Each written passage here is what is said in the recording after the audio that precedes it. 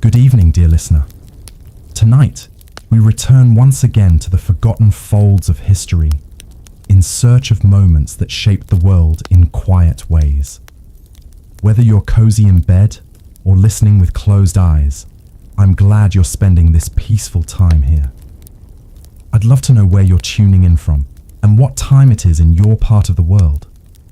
Are you just waking up or about to drift off with the past whispering in your ear? If you're enjoying these calm passages through time, please do subscribe. There are many more nights like this ahead.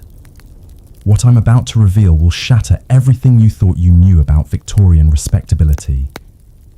Behind the pristine image of proper ladies managing their households and attending tea parties, an epidemic was quietly claiming lives across drawing rooms throughout England and America. These women weren't criminals or outcasts. They were mothers, wives, daughters, and pillars of society who became unwitting victims of their era's most dangerous miracle cure. In this series, I'm going to take you deep into the hidden world of Victorian opium addiction, where the line between medicine and poison blurred beyond recognition. We'll uncover the heartbreaking stories of real women, whose names were whispered in hushed tones, whose mysterious deaths were explained away as nervous conditions or weak constitutions. But first, let me show you just how devastating this silent epidemic truly was. Meet Charlotte Winslow, a woman whose story would become tragically common throughout the Victorian era. In 1853, Charlotte was everything society expected of a proper lady. She managed her husband's household in Boston with military precision, raised 3 children with unwavering devotion, and never missed a single charitable function. But behind closed doors, Charlotte was fighting a battle that would ultimately claim her life. It started innocently enough. After the difficult birth of her youngest daughter, Charlotte's physician prescribed laudanum for what he called her nervous exhaustion. Just a few drops in water, morning and evening, to calm her spirits and restore her strength. The amber liquid tasted bitter, but within minutes of taking it, Charlotte felt a warmth spread through her chest, washing away not just her physical pain, but every worry that had been gnawing at her mind. What Charlotte didn't know was that she had just taken her first dose of liquid opium, a substance so powerfully addictive that it would soon control every aspect of her existence. Within weeks, those prescribed doses no longer provided the same relief. Charlotte found herself taking the medicine 3 times a day, then 4, then whenever the familiar ache of withdrawal began to creep into her bones. The truly insidious part of this tragedy was how completely normalized laudanum had become in Victorian society. Walk into any apothecary shop in London or New York, and you'd find dozens of patent medicines containing opium. Godfrey's cordial for teething babies, Dover's powder for headaches, Mrs. Winslow's soothing syrup for everything from menstrual cramps to melancholy. These weren't hidden in back rooms or sold by shadowy dealers. They were displayed proudly on shop counters, advertised in respectable newspapers, and recommended by family physicians. For Victorian women, laudanum wasn't just medicine, it was salvation. In an era when women had virtually no control over their bodies or their lives, when they were expected to endure childbirth without complaint, manage households without help, and suppress every emotion except gentle contentment, laudanum offered something precious: escape. Just a few drops could transform a day of endless domestic duties into something bearable. It could quiet the screaming of colicky babies, ease the pain of another difficult pregnancy, and provide a brief respite from the crushing weight of societal expectations. But this escape came at a price that most women didn't discover until it was far too late.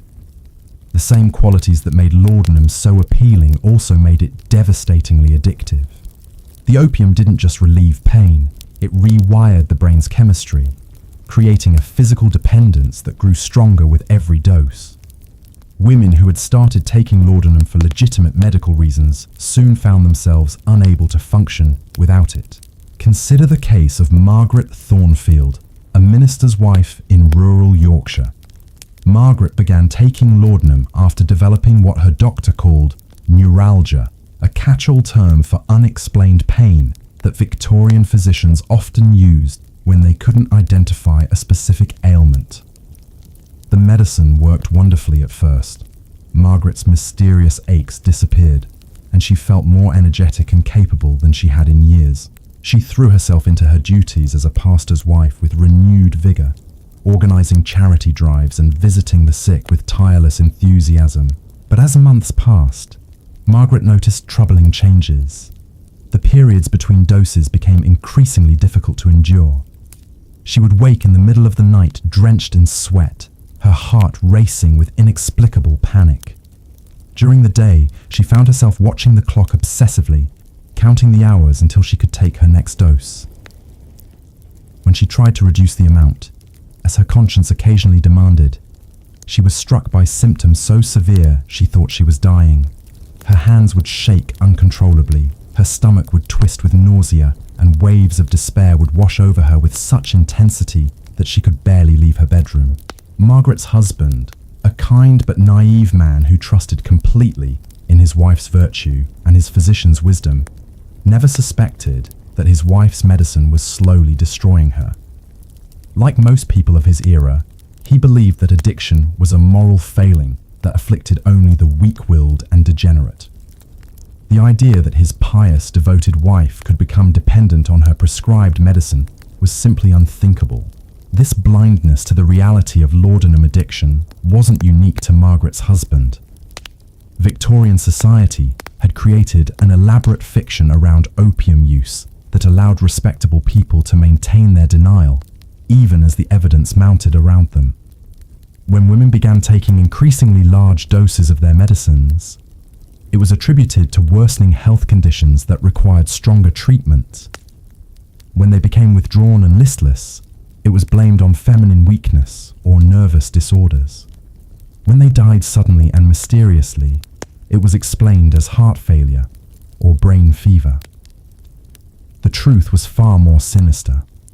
These women weren't succumbing to mysterious illnesses. They were overdosing on opium, sometimes accidentally as their tolerance increased, and they lost track of how much they had taken, sometimes deliberately as the weight of their addiction became unbearable. But because laudanum deaths often mimicked natural causes, and because families were desperate to protect their reputations, the true scope of the epidemic remained hidden. Victorian medical knowledge of addiction was primitive at best.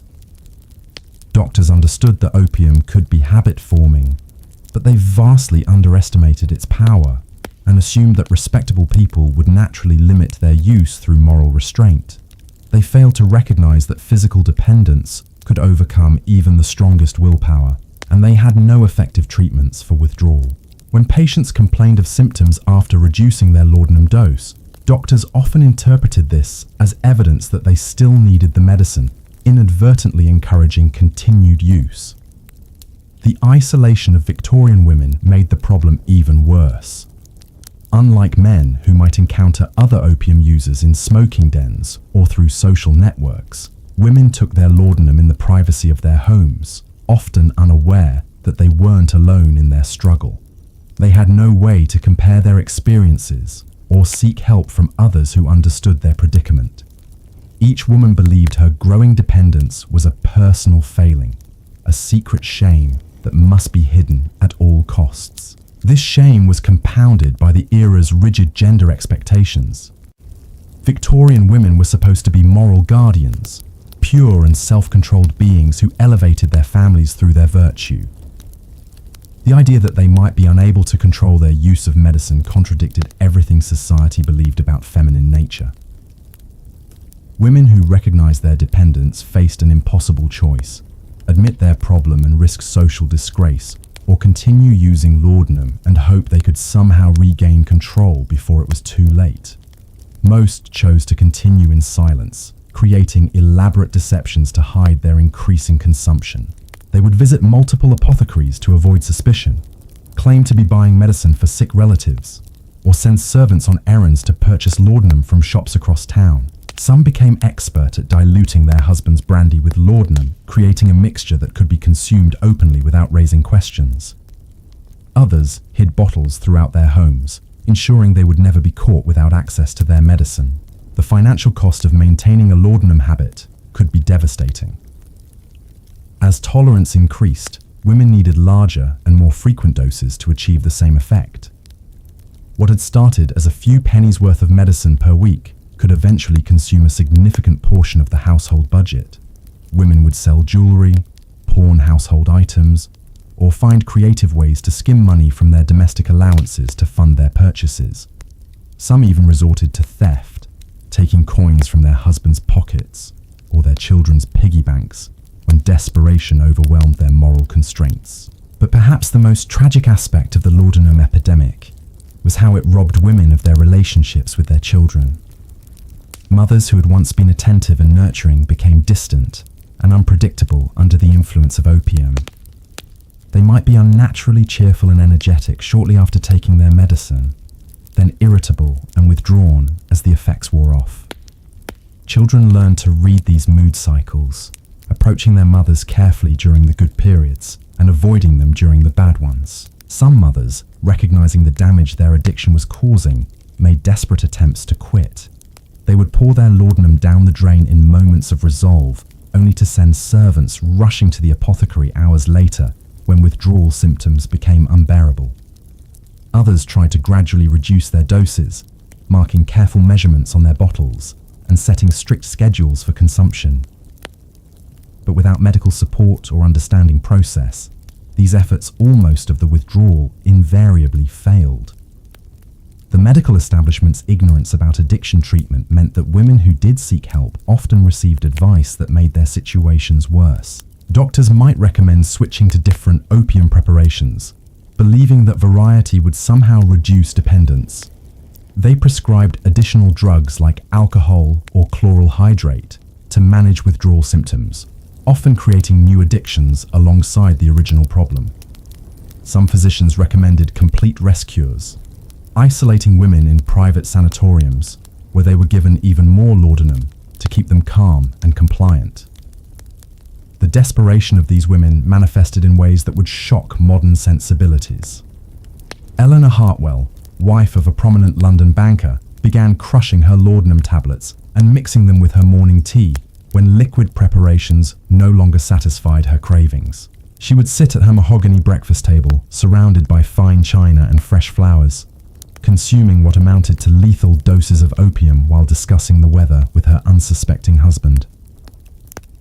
Eleanor's transformation was gradual but unmistakable to those who knew how to look.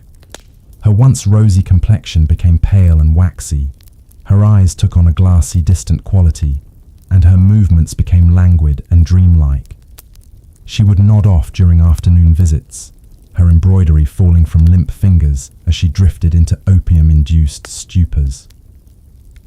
When questioned about her health, she would smile serenely and speak of feeling wonderfully peaceful, as if she had discovered some secret to contentment that others couldn't understand. The servants in these grand households often became unwitting accomplices in their mistress's addictions. Mary O'Brien, Eleanor's lady's maid, later recalled how she was sent on increasingly frequent errands to different chemist shops across London. Mrs. Hartwell would claim she needed medicine for various ailments, a headache remedy for the cook, stomach soothers for visiting relatives, sleeping draughts for her nervous sister. Mary never questioned these requests, because questioning one's employer simply wasn't done, and besides, all the medicines seemed perfectly legitimate. What Mary didn't realize was that she was participating in an elaborate shell game designed to hide the true extent of Eleanor's consumption. By the height of her addiction, Eleanor was taking laudanum every 2 hours around the clock. She kept bottles hidden in her jewelry box, behind books in the library, even sewn into the lining of her winter coat. The woman who had once prided herself on running an impeccable household could no longer remember whether she had given instructions to the cook or paid the weekly bills. The social calendar that had once defined Eleanor's existence became a minefield of potential exposure. She would accept invitations to tea parties and charity events, then spend agonizing hours calculating when she could take her medicine without being observed. Sometimes she would excuse herself multiple times during a single afternoon visit, claiming feminine indisposition while she retreated to consume laudanum in the host's powder room. Other times, she would arrive at social gatherings already heavily medicated, speaking too slowly and smiling too broadly while her friends exchanged worried glances. Victorian etiquette provided perfect cover for these behaviours because polite society had developed elaborate codes for ignoring uncomfortable truths. When Eleanor began missing important social events or arriving in obviously altered states, her friends simply stopped mentioning it. They would speak around her condition, referring to her delicate constitution or her ongoing treatment for nervous exhaustion. This conspiracy of silence allowed the addiction to progress unchecked, while maintaining the fiction that everything was perfectly normal. The physical deterioration of laudanum addicts followed a predictable pattern that doctors of the era either failed to recognize or chose to ignore. Women would lose significant amounts of weight as the opium suppressed their appetites, but this was often praised as fashionable thinness rather than recognized as a symptom of illness. Their skin would take on a yellowish pallor. Their teeth would begin to decay from the constant presence of sugar-laden patent medicines, and their hair would become brittle and lifeless. Yet these changes were often attributed to the natural effects of aging or the stresses of domestic life. Perhaps most tragically, the cognitive effects of chronic laudanum use robbed these women of their mental acuity just when they needed it most to recognize their predicament. The same drug that had initially sharpened their focus and elevated their mood began to cloud their judgment and impair their memory. They would forget conversations they had just finished, lose track of time for hours at a stretch, and make increasingly poor decisions about their medicine consumption. Victoria Ashworth, a clergyman's daughter from Bath, exemplified this tragic decline. Once known for her sharp wit and extensive knowledge of literature, Victoria began experiencing what she described as mental fog after months of laudanum use. She would start reading a book only to discover she had already read the same chapter 3 times without remembering it. During conversations, she would lose her train of thought mid-sentence, staring blankly at her companions while struggling to remember what she had been saying. Victoria's family attributed these changes to the natural progression of whatever mysterious ailment required her constant medication. They encouraged her to rest more, to avoid taxing her delicate mind with challenging reading or complex thoughts. This well-meaning advice only accelerated her decline, as the isolation and mental inactivity made her more dependent on laudanum for stimulation and comfort. The relationship between laudanum addiction and Victorian marriage patterns created additional layers of tragedy. Wives were expected to be cheerful, compliant, and sexually available to their husbands, regardless of their own feelings or physical state. Laudanum provided a chemical solution to this impossible expectation, allowing women to perform their marital duties while feeling emotionally detached from the experience. Some women began taking extra doses before intimate encounters, using opium to numb themselves to unwanted sexual contact. This use of laudanum as a coping mechanism for marital rape, though never acknowledged or discussed openly, became disturbingly common among Victorian women. The drug allowed them to dissociate from traumatic experiences, while maintaining the appearance of wifely compliance. Husbands often interpreted their wives' drug passivity as contentment, never recognizing that they were essentially assaulting unconscious women. The pregnancy experiences of laudanum-addicted women were particularly horrific. Opium crosses the placental barrier readily, meaning that unborn children were exposed to the drug throughout their development. Babies born to addicted mothers often suffered from what doctors described as nervous conditions or failure to thrive, not understanding that these infants were experiencing withdrawal from drugs they had never consciously consumed. Sarah Pemberton, a merchant's wife in Manchester, gave birth to 4 children during her years of laudanum addiction. Each pregnancy became progressively more difficult as her tolerance increased and her health deteriorated. Her first child, conceived before her addiction began, was healthy and robust. But her subsequent children were born small and sickly, prone to crying fits and digestive problems that no amount of care seemed to cure. Sarah, desperate to soothe her suffering infants, would sometimes give them tiny doses of her own medicine, unknowingly perpetuating the cycle of addiction into the next generation. The pattern of infant laudanum use was so common that entire generations of Victorian children were exposed to opium from birth. Patent medicines specifically marketed for babies contained substantial amounts of the drug, and mothers routinely dosed fussy infants to keep them quiet and compliant. Children who survived this early exposure often developed lifelong health problems and increased susceptibility to addiction as adults. As tolerance levels rose, some women began experimenting with more concentrated forms of opium. They would purchase raw opium from sailors returning from the East Indies, or seek out Chinese immigrants who could provide stronger preparations. These ventures into opium dens and foreign communities represented dramatic departures from Victorian respectability. But desperation had long since overcome social constraints. The opium dens of London's East End became unlikely refugees for upper-class women whose prescriptions no longer provided adequate relief. These establishments, originally serving Chinese workers and sailors, began catering to a surprising clientele of well-dressed ladies who arrived in closed carriages after dark. The proprietors quickly learned to provide private rooms and discreet service for customers who paid premium prices for privacy and stronger drugs. Elizabeth Morrison, daughter of a prominent judge, began frequenting such establishments in 1867 after her physician refused to increase her laudanum prescription.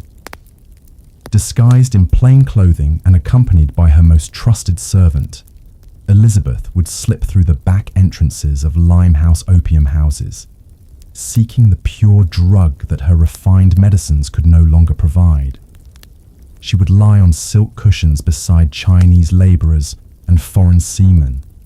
All boundaries of class and race dissolved in their shared pursuit of opium dreams. These expeditions became increasingly dangerous as Elizabeth's addiction progressed. The concentrated opium available in the dens was far more potent than anything she had experienced through medical channels, and her tolerance calculations proved fatally inaccurate.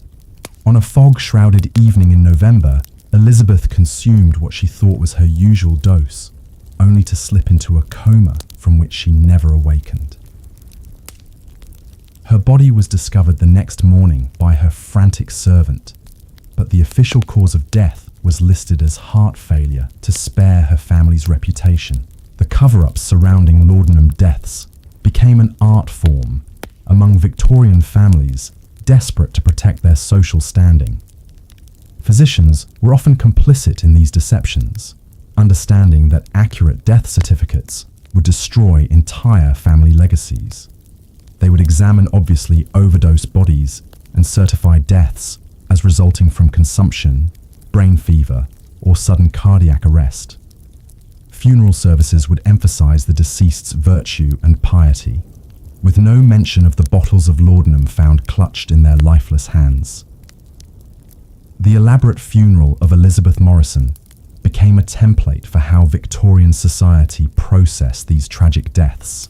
Her father, Judge Morrison, delivered a moving eulogy about his daughter's delicate constitution and her brave struggle against nervous exhaustion. The mourners, dressed in their finest black silk, nodded solemnly as he spoke of Elizabeth's charitable works and gentle nature. None of them mentioned the empty laudanum bottles found throughout her bedroom, or the suspicious circumstances of her death in London's East End. This conspiracy of silence extended far beyond individual families. Newspapers of the era developed their own coded language for reporting laudanum deaths. They would describe women as succumbing to prolonged illnesses or nervous disorders, carefully avoiding any mention of the opium that had actually killed them. Obituaries praised the deceased's patience in bearing their suffering, their devotion to family, and their graceful acceptance of God's will. The true cause of their agony remained hidden beneath layers of euphemism and social propriety. Dr. William Hartley, a London physician who treated dozens of laudanum-addicted women during his career, kept private journals that revealed the staggering scope of the epidemic. His notes, discovered decades later, documented case after case of respectable women who had lost control of their medicine consumption. He wrote of Mrs. Catherine Wells, a banker's wife who was taking 40 grains of laudanum daily by the time she sought his help. To put this in perspective, 2 grains was considered a therapeutic dose for severe pain. Catherine was consuming 20 times the recommended amount just to feel normal. Dr. Hartley's attempts to help these women were hampered by both medical ignorance and social constraints. He couldn't hospitalize respectable ladies alongside charity cases and criminals, yet treating them at home meant they retained access to the very substances destroying them. His suggested treatment plans read like exercises in futility, gradual reduction schedules that patients couldn't follow, moral lectures about willpower that ignored the physical reality of addiction, and recommendations for travel to distant climates, where patients simply found new sources for their drugs. The international nature of the opium trade meant that Victorian women could feed their addictions almost anywhere in the civilized world. Agnes Whitmore, fleeing her husband's growing suspicions about her laudanum use, accompanied her sister on an extended tour of European spas. She discovered that German apothecaries sold even stronger opium preparations than their English counterparts, and that Swiss sanitariums would provide unlimited quantities of the drug to wealthy patients seeking treatment for nervous conditions. Agnes spent 6 months moving from spa to spa, always claiming to need stronger medicine for her worsening condition. She would arrive at each new establishment appearing wan and suffering, dramatically describing symptoms that any physician would recognize as requiring opiate treatment. The European medical community, even more deferential to wealthy English ladies than their domestic counterparts, readily prescribed whatever Agnes requested. But the constant travel and increasing drug consumption began taking a visible toll. Agnes's letters home, initially cheerful accounts of scenic mountain views and therapeutic treatments, became increasingly erratic and confused.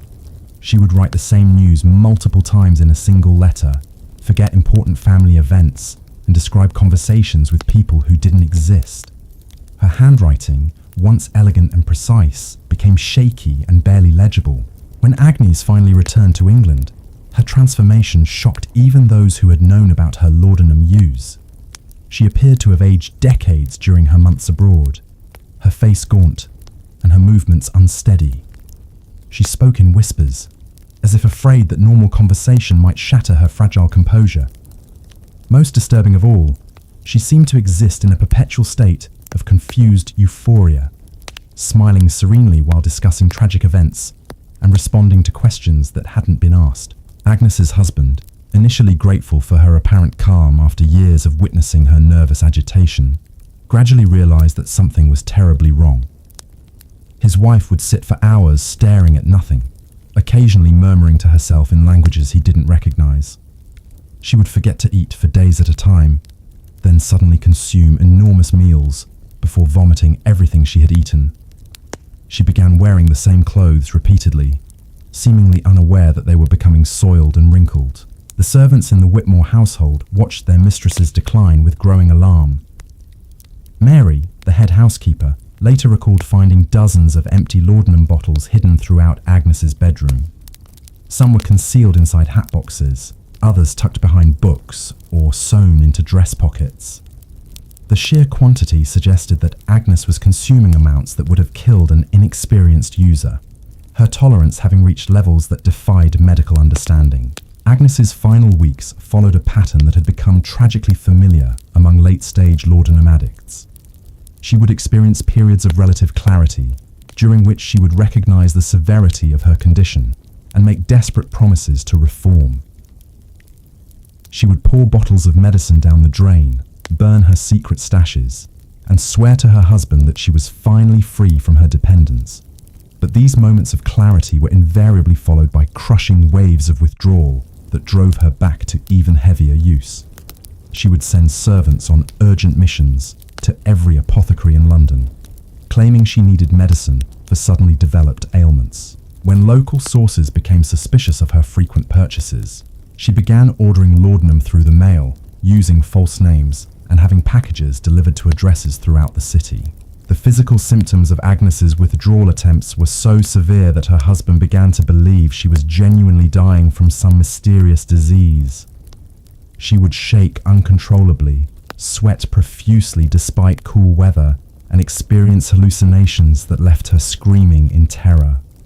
Her heart would race so violently that her pulse could be seen beating in her neck, and she would suffer from diarrhea and vomiting that left her completely dehydrated. These symptoms, which modern medicine recognizes as classic opiate withdrawal, were interpreted by Victorian physicians as evidence of serious organic disease.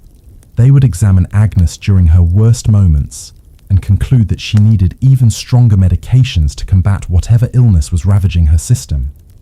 Their well-intentioned treatments only deepened her addiction, creating a medical merry-go-round that trapped her in escalating cycles of dependence. The psychological effects of chronic laudanum use were perhaps even more devastating than the physical symptoms. Agnes began experiencing what she described as waking dreams, elaborate fantasies that seemed more real to her than actual events. She would have detailed conversations with her deceased mother, plan parties for guests who never arrived, and become convinced that servants were stealing from her while she slept. These delusions became increasingly paranoid and violent. Agnes accused her husband of trying to poison her, claimed that her sister was plotting to steal her inheritance, and became convinced that the local police were watching her house. She would barricade herself in her bedroom for days at a time, emerging only to search for laudanum she believed others had hidden from her. The isolation imposed by these paranoid delusions accelerated Agnes's decline. Cut off from human contact by her own suspicions, she existed in a world populated entirely by drug-induced phantoms. She would hold elaborate tea parties with imaginary guests, engaging in animated conversations with empty chairs while real visitors waited unacknowledged in her drawing room. Her husband, watching his wife disappear into madness, began to understand that her condition was connected to her medicine consumption. But by this point, Agnes's tolerance was so extreme that any attempt to reduce her laudanum intake resulted in symptoms that appeared life-threatening. She would collapse into convulsions, her breathing would become shallow and irregular, and her skin would take on a bluish tinge that suggested imminent death. The medical establishment offered no help for families trapped in these impossible situations. Doctors understood that laudanum was somehow involved in their patients' deterioration, but they had no effective treatments for addiction and no safe methods for managing withdrawal. Their standard recommendation was to continue the medicine at whatever level seemed necessary to prevent immediate crisis, essentially condemning patients to a slow death by overdose. Agnes Whitmore died on a rainy Tuesday morning in October, found by her maid sitting peacefully in her favorite chair with an empty laudanum bottle in her lap. The official cause of death was recorded as heart failure brought on by nervous exhaustion, a diagnosis that satisfied the coroner and preserved the family's reputation. Her funeral was attended by hundreds of mourners who praised her gentle spirit and patient endurance of suffering, never knowing that they were grieving a woman who had spent her final years in the grip of devastating addiction. The aftermath of these deaths often revealed the true extent of the laudanum epidemic within Victorian families. When relatives cleaned out the deceased woman's possessions, they would discover evidence of consumption that shocked even those who had suspected a problem. Hidden bottles, secret correspondence with multiple apothecaries, and detailed journals documenting failed attempts at self-treatment painted pictures of desperate women fighting battles they couldn't win. Rebecca Thornton, clearing out her late sister's bedroom, found a leather-bound diary that chronicled 3 years of attempted recovery from laudanum addiction. The early entries were hopeful, describing detailed plans for gradual reduction and moral resolutions to overcome weakness of character. But as the months progressed, the entries became increasingly desperate and incoherent. The final pages contained only tally marks, apparently counting doses taken each day, with numbers that climbed steadily higher until the writing stopped entirely.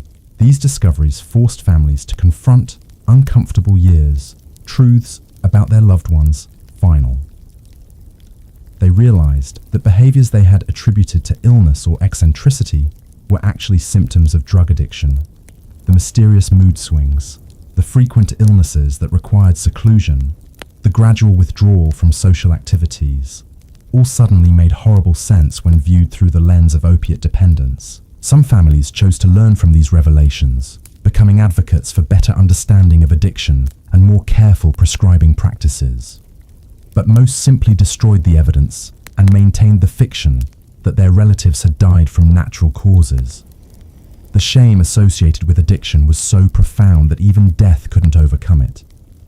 And Victorian society continued to pretend that laudanum dependence was a rare occurrence affecting only the morally weak.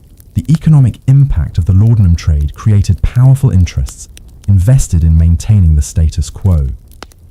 Pharmaceutical companies built fortunes selling opium-based patent medicines to unsuspecting consumers, and they fought vigorously against any attempts at regulation or reform.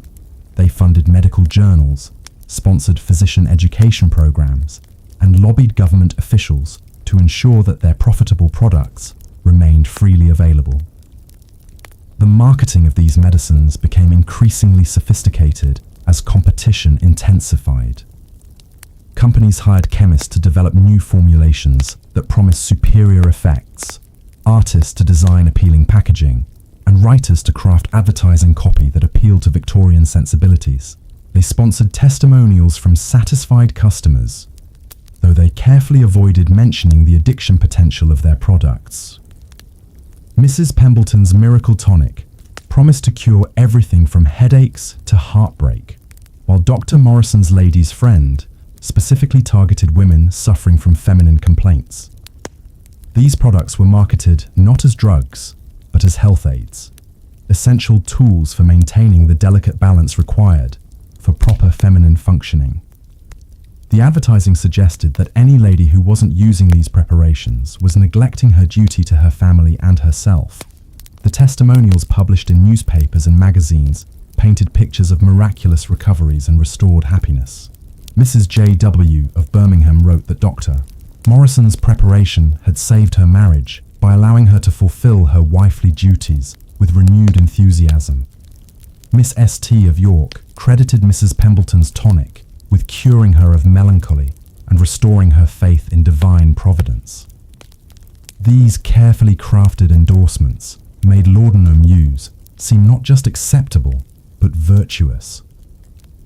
Behind these success stories lay a darker reality of women trapped in cycles of dependence they couldn't escape. The same companies that published glowing testimonials also received desperate letters from customers begging for help with problems they couldn't discuss with anyone else. These letters, preserved in corporate archives, revealed the human cost of the laudanum trade in heartbreaking detail. Mrs. Caroline Foster wrote to the manufacturer of her favorite patent medicine, describing how she had progressed from taking the recommended dose twice daily to consuming entire bottles in single sittings. She begged for information about how to reduce her consumption without suffering the terrible symptoms that accompanied any attempt to cut back. Her letter ended with a plea for secrecy, as she couldn't bear the thought of her husband learning about her predicament.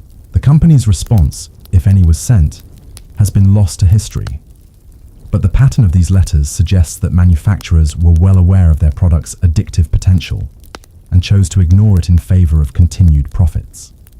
They continued marketing laudanum preparations as safe and beneficial, while receiving regular reports of the devastation these products caused in the lives of their customers. The medical profession's complicity in the laudanum epidemic extended beyond simple ignorance about addiction. Many physicians had financial relationships with pharmaceutical companies, receiving payments for recommending specific products or allowing their names to be used in advertising materials. Others owned stock in drug manufacturing companies or operated their own patent medicine businesses on the side. This web of financial incentives created a system where the very people who should have been protecting patients from dangerous drugs instead promoted their use.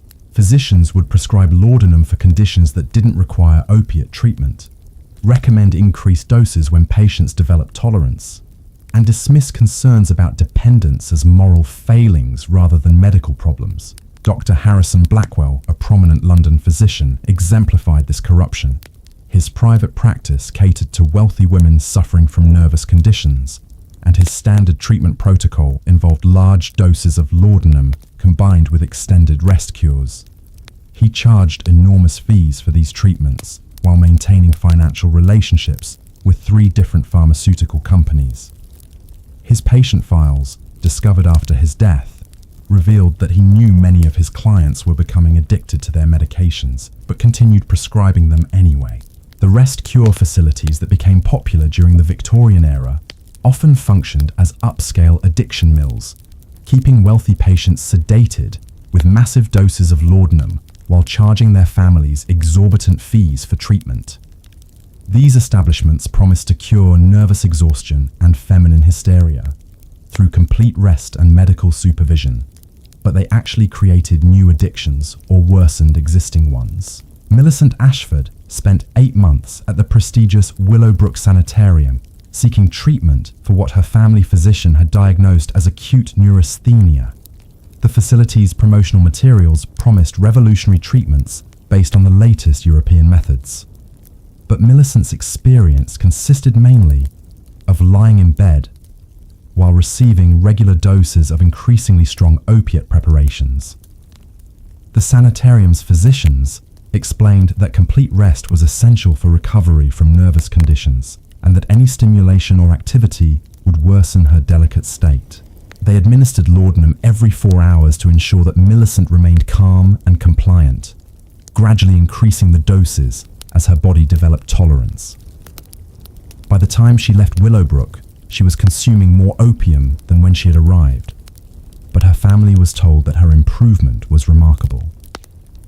This pattern of institutionalized addiction affected hundreds of women across England and America. Families would send their daughters, wives, and mothers to expensive treatment facilities, believing they were providing the best possible care for serious medical conditions. Instead, they were essentially paying for their loved ones to become more deeply addicted to dangerous drugs under medical supervision. The psychological manipulation employed by these facilities was particularly insidious. Patients who questioned their treatment or expressed concerns about their increasing medication needs were told that such worries were symptoms of their underlying conditions. Requests to reduce laudanum doses were interpreted as evidence of incomplete recovery, justifying continued treatment and higher fees. Women who tried to leave these facilities before their physicians deemed them ready were often declared mentally incompetent and held against their will. The combination of legal authority, family pressure, and physical dependence on institution-provided drugs created a system from which escape was virtually impossible. The stories of these institutional victims remained largely untold because the women themselves were either too impaired to advocate for themselves or too ashamed to admit what had happened to them. Many died while still confined to these facilities, their deaths attributed to the progression of their original nervous conditions rather than to opiate overdoses. Others returned home so damaged by their experiences that they never again functioned as independent individuals. The laudanum epidemic's impact on Victorian childhood has been largely overlooked by historians, but the evidence suggests that an entire generation grew up in households where maternal drug addiction was the hidden norm. Children learned to read their mother's moods through the lens of medication schedules, understanding instinctively when it was safe to approach for comfort and when they should make themselves scarce. These children developed survival strategies that would shape their personalities for life. They became hypervigilant, constantly monitoring adult behavior for signs of impairment or emotional instability. They learned to be self-sufficient at unusually young ages, taking care of their own needs when their mothers were too drugged to notice their existence. Most tragically, they often blamed themselves for their mother's condition, believing that they had somehow caused the mysterious illness that required constant medication. The intergenerational transmission of trauma from the Laudanum epidemic would echo through Victorian families for decades.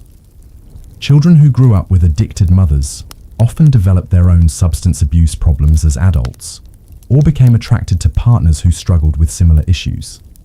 The normalization of drug dependence within their childhood homes made it difficult for them to recognize addiction as abnormal or dangerous. Some of these children became advocates for drug reform as adults, drawing on their painful childhood experiences to argue for better regulation of opiate medicines. But many more simply repeated the patterns they had learned at home, passing the legacy of addiction and dysfunction onto their own children in an endless cycle of generational damage.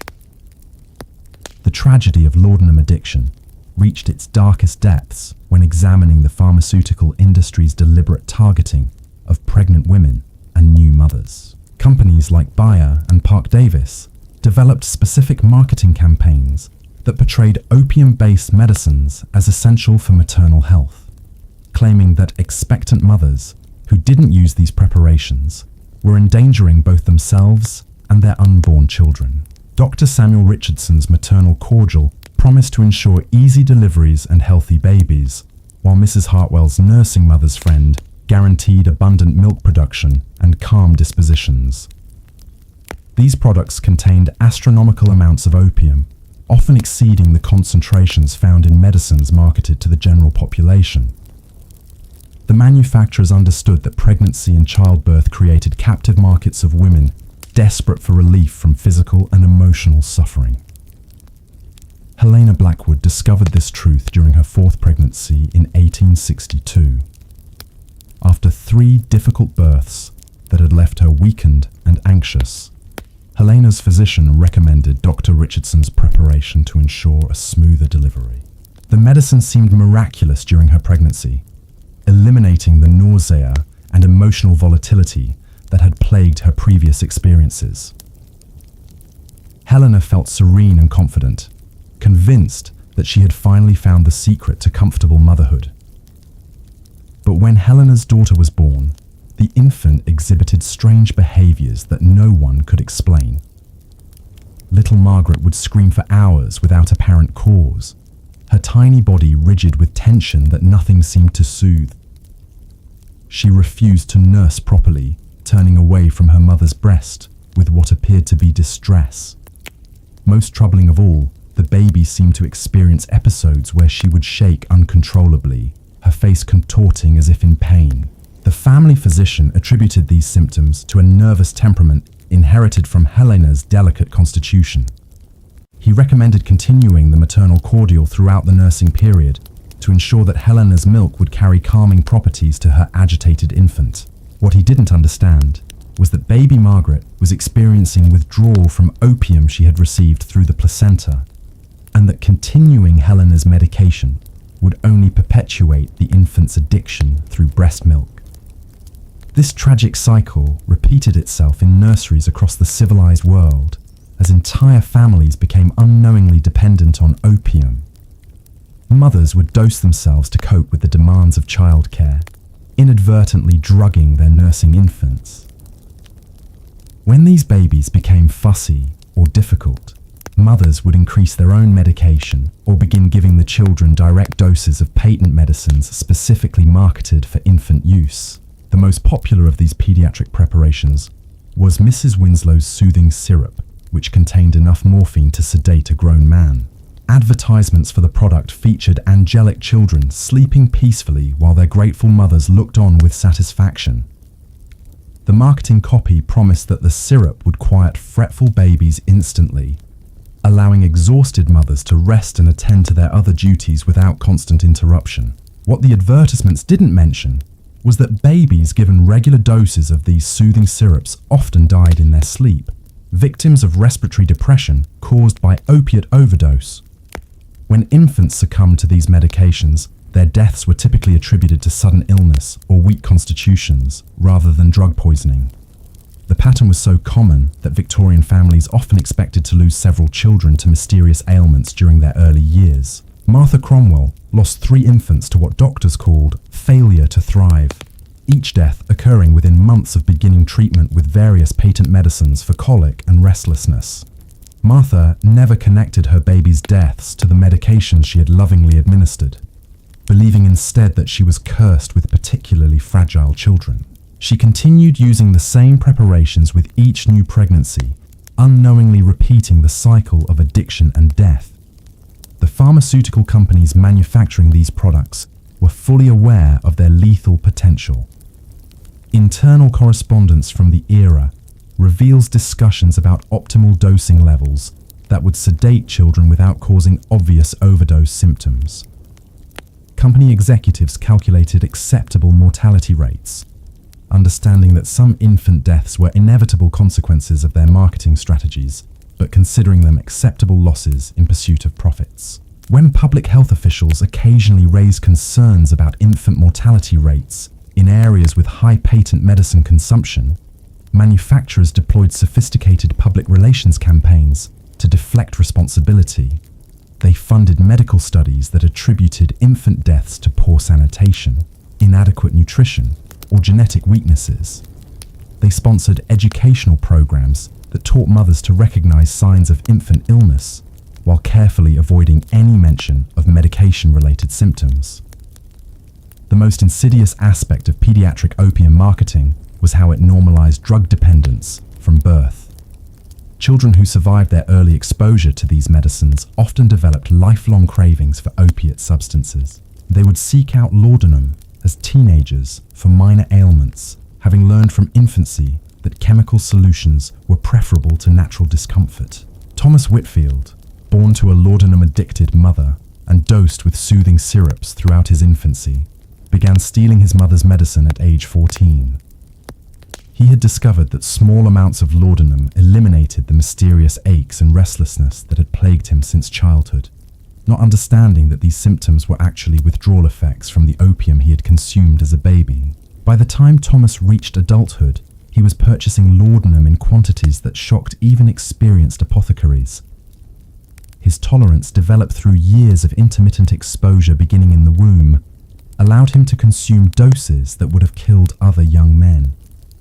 He moved through a series of jobs and relationships, unable to maintain stability while battling an addiction he had never chosen to acquire.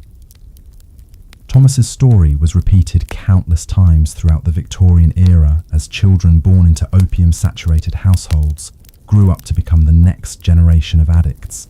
The pharmaceutical industry had essentially created a self-perpetuating market by ensuring that addiction would pass from parent to child like a hereditary disease. The international scope of the laudanum trade created additional complications for families trying to understand or address addiction problems.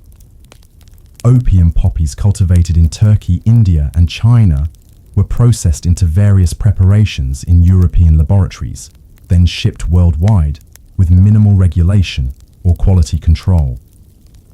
The same base ingredients might be formulated into dozens of different products with wildly varying potencies.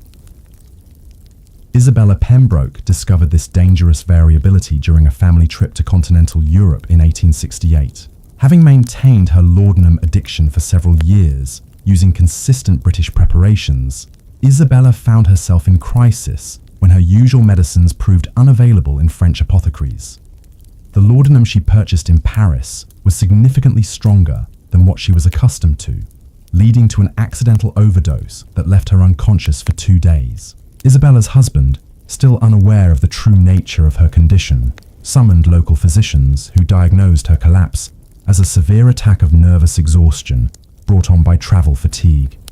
They prescribed additional opium-based medicines to restore her strength, inadvertently worsening her already dangerous level of intoxication. Isabella spent the remainder of their European vacation in a semi-conscious state, her family attributing her condition to the delicate health that had always required careful medical management. The lack of standardization in international drug manufacturing created a deadly lottery for addicted women who found themselves away from their usual suppliers. German preparations might be twice as strong as English equivalents, while Italian formulations could be diluted with alcohol that created additional complications. Women who traveled frequently learned to carry extensive supplies of their preferred medicines, but luggage limitations and customs inspections often forced them to rely on local products with unpredictable results.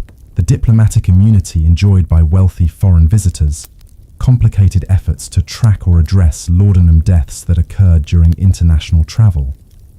When prominent English ladies died mysteriously in foreign hotels or sanitariums, their bodies were typically returned home quickly, with death certificates citing natural causes. The true circumstances of these deaths remained hidden behind veils of national pride and social propriety. Lady Catherine Worthington's death in a Swiss spa exemplified this pattern of international cover-up. Having travelled to the Alps seeking treatment for nervous exhaustion, Lady Catherine was found dead in her hotel suite, surrounded by empty medicine bottles from multiple countries. The Swiss authorities, eager to avoid scandal that might damage their lucrative health tourism industry, certified her death as resulting from heart failure and arranged for immediate repatriation of her remains. The English press reported Lady Catherine's death as a tragic loss of a devoted mother and charitable benefactor who had succumbed to long-standing health problems while seeking the latest medical treatments abroad. Her funeral was attended by members of Parliament and foreign dignitaries, none of whom suspected that they were mourning a woman who had died from a massive opium overdose. These international incidents highlighted the global nature of the laudanum epidemic, demonstrating that opium addiction transcended national boundaries and cultural differences. Wealthy women from every developed nation were falling victim to the same dangerous medicines, and their deaths were being concealed by the same elaborate networks of professional and social complicity. The religious community's response to the laudanum epidemic revealed deep contradictions within Victorian moral frameworks. While churches preached against the evils of alcohol and tobacco, they remained largely silent about patent medicines that were destroying their female parishioners. This selective blindness reflected both genuine ignorance about addiction and deliberate avoidance of issues that might challenge comfortable assumptions about feminine virtue. Reverend William Hartwell faced this moral dilemma directly when his own wife, Margaret, began exhibiting obvious signs of laudanum dependence. Margaret had started taking Dr. Morrison's nerve tonic after the birth of their youngest child, claiming it helped her maintain the energy needed for her extensive church duties. But Reverend Hartwell gradually noticed that his wife's periods of charitable enthusiasm alternated with episodes of withdrawn lethargy that seemed to coincide with her medicine schedule. As a man of God, Reverend Hartwell believed that addiction was fundamentally a spiritual failing that could be overcome through prayer and moral discipline. He spent hours counseling his wife about the importance of self-control and the dangers of relying on earthly substances rather than divine strength. But his theological approach to what was actually a medical condition only increased Margaret's shame and desperation. Margaret began hiding her medicine consumption from her husband, taking doses in the church vestry before services, and keeping bottles concealed in her Bible case during pastoral visits. The secrecy required to maintain her addiction while fulfilling her role as a minister's wife created additional psychological pressure that accelerated her decline. When Margaret finally collapsed during a women's prayer meeting, convulsing and foaming at the mouth in front of the entire congregation, Reverend Hartwell was forced to confront the reality of his wife's condition. But even then, he interpreted her overdose as a spiritual crisis rather than a medical emergency, calling for prayer circles and fasting rather than medical intervention. Margaret survived that particular episode, but her public collapse had shattered the carefully maintained fiction of her virtue and piety. Congregation members began whispering about the minister's wife who had lost control of herself during worship. and several families started attending other churches to avoid the embarrassment of association with scandal. The religious community's inability to address addiction honestly forced many suffering women to choose between their faith and their health. They could confess their struggles and face condemnation as moral failures, or they could maintain their addictions in secret while participating in religious activities that emphasized the very self-control they had lost. Some women found refuge in religious communities that took more compassionate approaches to human weakness. The Society of Friends, known as Quakers, developed early understanding of addiction as a medical rather than moral problem, offering support and treatment rather than judgment. But these progressive religious groups represented small minorities within predominantly punitive theological frameworks. The economic pressures created by laudanum addiction often forced women into increasingly desperate measures to fund their drug purchases. As tolerance levels rose and required doses became more expensive, many women found themselves consuming significant portions of household budgets on medicine without their husband's knowledge. Constance Fairfax developed an elaborate system of financial deception to support her escalating laudanum consumption. She would purchase expensive household items from merchants who agreed to inflate their invoices, then return the goods for cash refunds that she used to buy medicine. She convinced tradespeople to bill her husband for services never rendered, keeping the payments for her own use. Most ingeniously, she began hosting charity fundraising events where she would skim donations intended for orphanages and hospitals. Constance's financial manipulations worked for nearly 2 years before her husband discovered discrepancies in their household accounts. By that time, she had embezzled hundreds of pounds from various sources, creating debts that threatened to destroy her family's social standing and financial security. When confronted with evidence of her theft, Constance broke down and confessed not only to the financial crimes, but to the laudanum addiction that had driven her to desperate measures. Her husband, a respected banker who had built his reputation on financial integrity, faced the impossible choice between exposing his wife's crimes and covering up behavior that violated everything he claimed to believe about honesty and moral responsibility. The family ultimately chose concealment over justice, repaying the stolen funds and fabricating explanations for the financial irregularities. Constance was quietly sent to a private sanitarium where she could receive treatment away from public scrutiny. But the shame and stress of her exposure triggered a final overdose that ended her life within weeks of her admission. The pattern of financial crime driven by laudanum addiction was far more common than Victorian society ever acknowledged. Women who had never contemplated dishonesty found themselves stealing from their children's education funds, pawning family heirlooms, and manipulating household accounts to support drug habits they couldn't control. The shame associated with these crimes was often worse than the physical effects of the addiction itself. Women who had defined themselves through their moral virtue found that laudanum dependence had transformed them into thieves and liars, destroying their self-concept along with their health. Mary Elizabeth Thornton, a judge's daughter who had always prided herself on her impeccable character, began her descent into financial crime by taking small amounts from her household allowance to purchase extra medicine. But as her tolerance increased and her needs became more expensive, she progressed to forging her father's signature on bank drafts and selling family jewelry without permission. When Mary Elizabeth was finally caught attempting to pawn her grandmother's silver tea service, the family scandal was so overwhelming that she attempted suicide rather than face the consequences of her actions. She survived the overdose that was meant to end her life, but the brain damage caused by oxygen deprivation left her permanently impaired and institutionalized. The intersection of laudanum addiction and Victorian marriage laws created particularly tragic situations for women whose husbands discovered their drug dependence. Under the legal doctrine of coverture, married women had no independent legal identity and could be committed to asylums or treatment facilities entirely at their husband's discretion. Some husbands used these legal powers compassionately, seeking the best available treatment for wives they genuinely wanted to help. But others saw addiction as grounds for disposing of inconvenient spouses. using medical commitment as a socially acceptable form of divorce that preserved their reputations while eliminating their domestic responsibilities. Vivian Blackstone discovered this harsh reality when her husband learned about her laudanum use through servants' gossip. Rather than offering support or seeking medical consultation, Mr. Blackstone immediately began proceedings to have Vivian declared mentally incompetent and committed to a private asylum.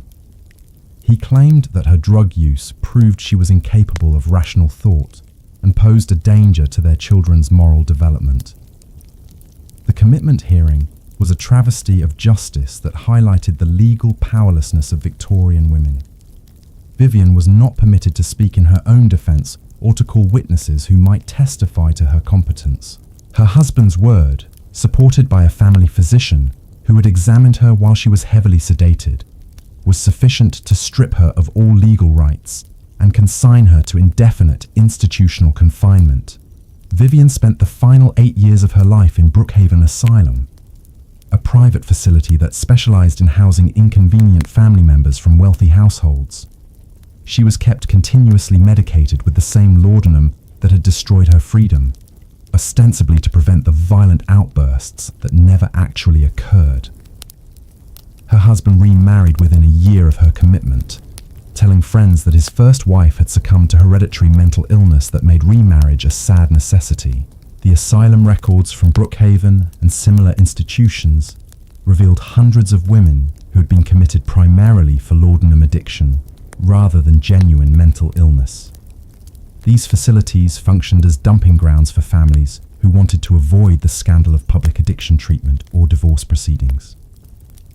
The conditions in these private asylums were often worse than those in public institutions because wealthy families paid premium fees for discretion rather than quality care. Women were kept isolated from outside contact, denied visitors who might question their treatment, and subjected to experimental therapies that often worsened their conditions. Dr. Heinrich Zimmermann, medical director of the prestigious Millbrook Sanitarium, developed what he called the exhaustion cure for female patients suffering from laudanum addiction. His treatment involved administering massive doses of opium to induce profound unconsciousness, then gradually reducing the medication while the patient remained sedated. The theory was that women could be weaned from addiction while unconscious, avoiding the psychological distress of withdrawal. In practice, Zimmermann's exhaustion cure killed more patients than it helped.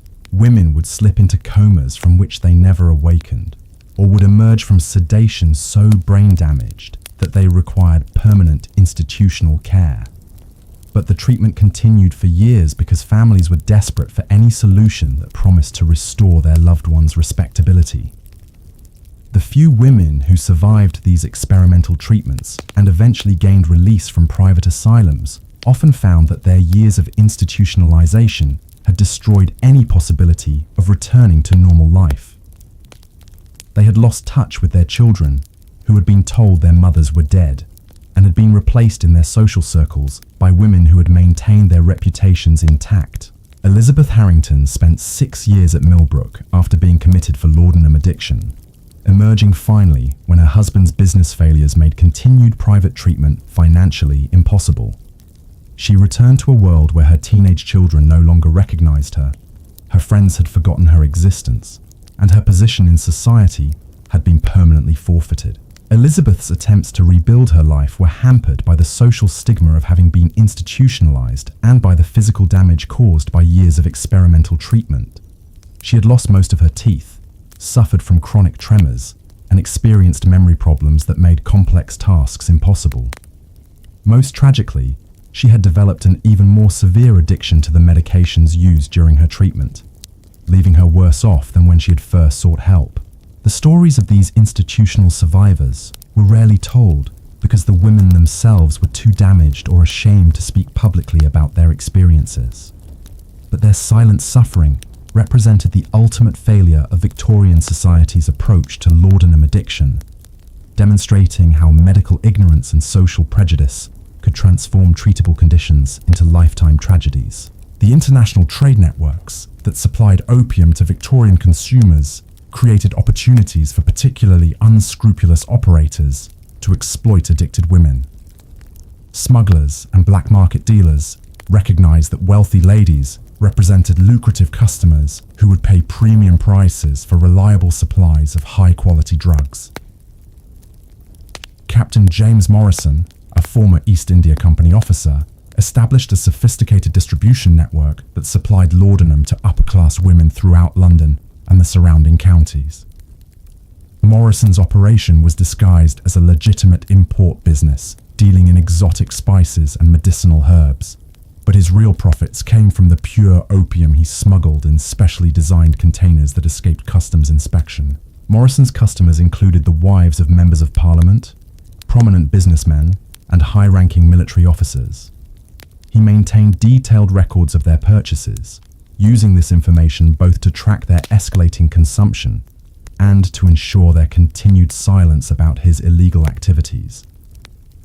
Women who attempted to reduce their purchases or seek alternative suppliers would receive anonymous letters reminding them of the social consequences that would follow if their addiction became public knowledge.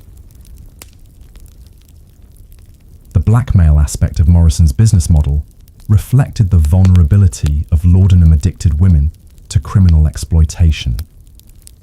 Their desperate need for reliable drug supplies, combined with their terror of social exposure, made them perfect victims for unscrupulous dealers who understood how to leverage shame profit. Lady and dependents for Margaret Ashworth became trapped in Morrison's web when her usual sources of laudanum proved inadequate for her escalating needs. Morrison promised to provide stronger preparations at reasonable prices, but gradually increased his charges while reducing the quality of his products. When Margaret protested, Morrison threatened to inform her husband about her purchases unless she agreed to recruit other customers from her social circle. Margaret found herself acting as Morrison's agent, introducing other addicted women to his services while receiving free supplies for her own use. The moral degradation of becoming a drug dealer while maintaining her facade as a respectable society matron accelerated Margaret's psychological deterioration and deepened her self-loathing.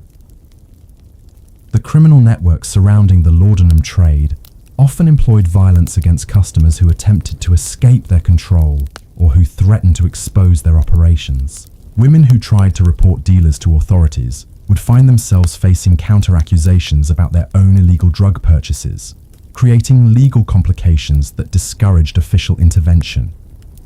When Sarah Pemberton attempted to testify against the dealer who had been supplying her with adulterated laudanum, she discovered that her own medical records had been subpoenaed to demonstrate her history of drug dependence.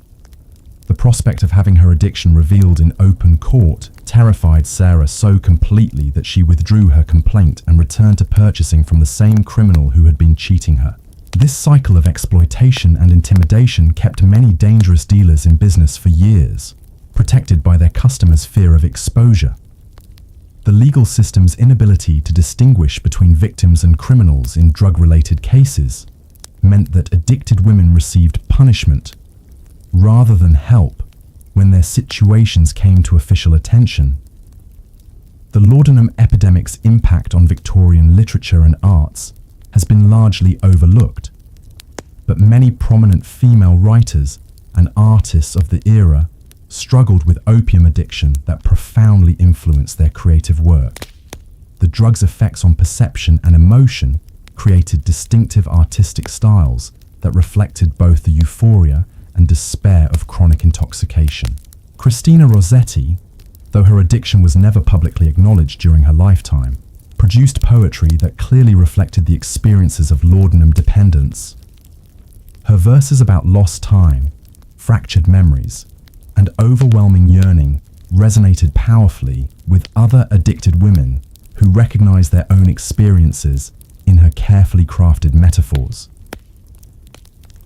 The artistic community's romanticization of opium use, inspired partly by Samuel Taylor Coleridge's famous accounts of drug-induced creativity, provided cover for female artists whose addiction was destroying their lives and work. Critics and patrons interpreted erratic behavior and declining productivity as artistic temperament rather than recognizing the signs of substance abuse. Millicent Hartwell, a talented painter whose work was beginning to gain recognition in London galleries, saw her career destroyed by laudanum addiction that gradually robbed her of the manual dexterity and visual acuity necessary for detailed artistic work. Her later paintings, created while heavily medicated, showed dramatic deterioration in technique and composition, but contemporary critics praised them as examples of bold, new artistic movements. Millicent's family, proud of her artistic achievements and unwilling to acknowledge that her success had been built on drug-fueled productivity, continued supporting her career even as her addiction became increasingly obvious. They funded studio space, purchased expensive materials, and arranged exhibitions of work that showed clear evidence of impairment, maintaining the fiction that Millicent was developing innovative artistic techniques rather than losing control of her abilities. The tragic irony of laudanum's impact on female creativity was that the drug initially enhanced artistic perception and emotional intensity, allowing women to produce work of unusual power and originality. But this creative flowering was inevitably followed by decline and eventual artistic death as addiction progressed and tolerance levels rose.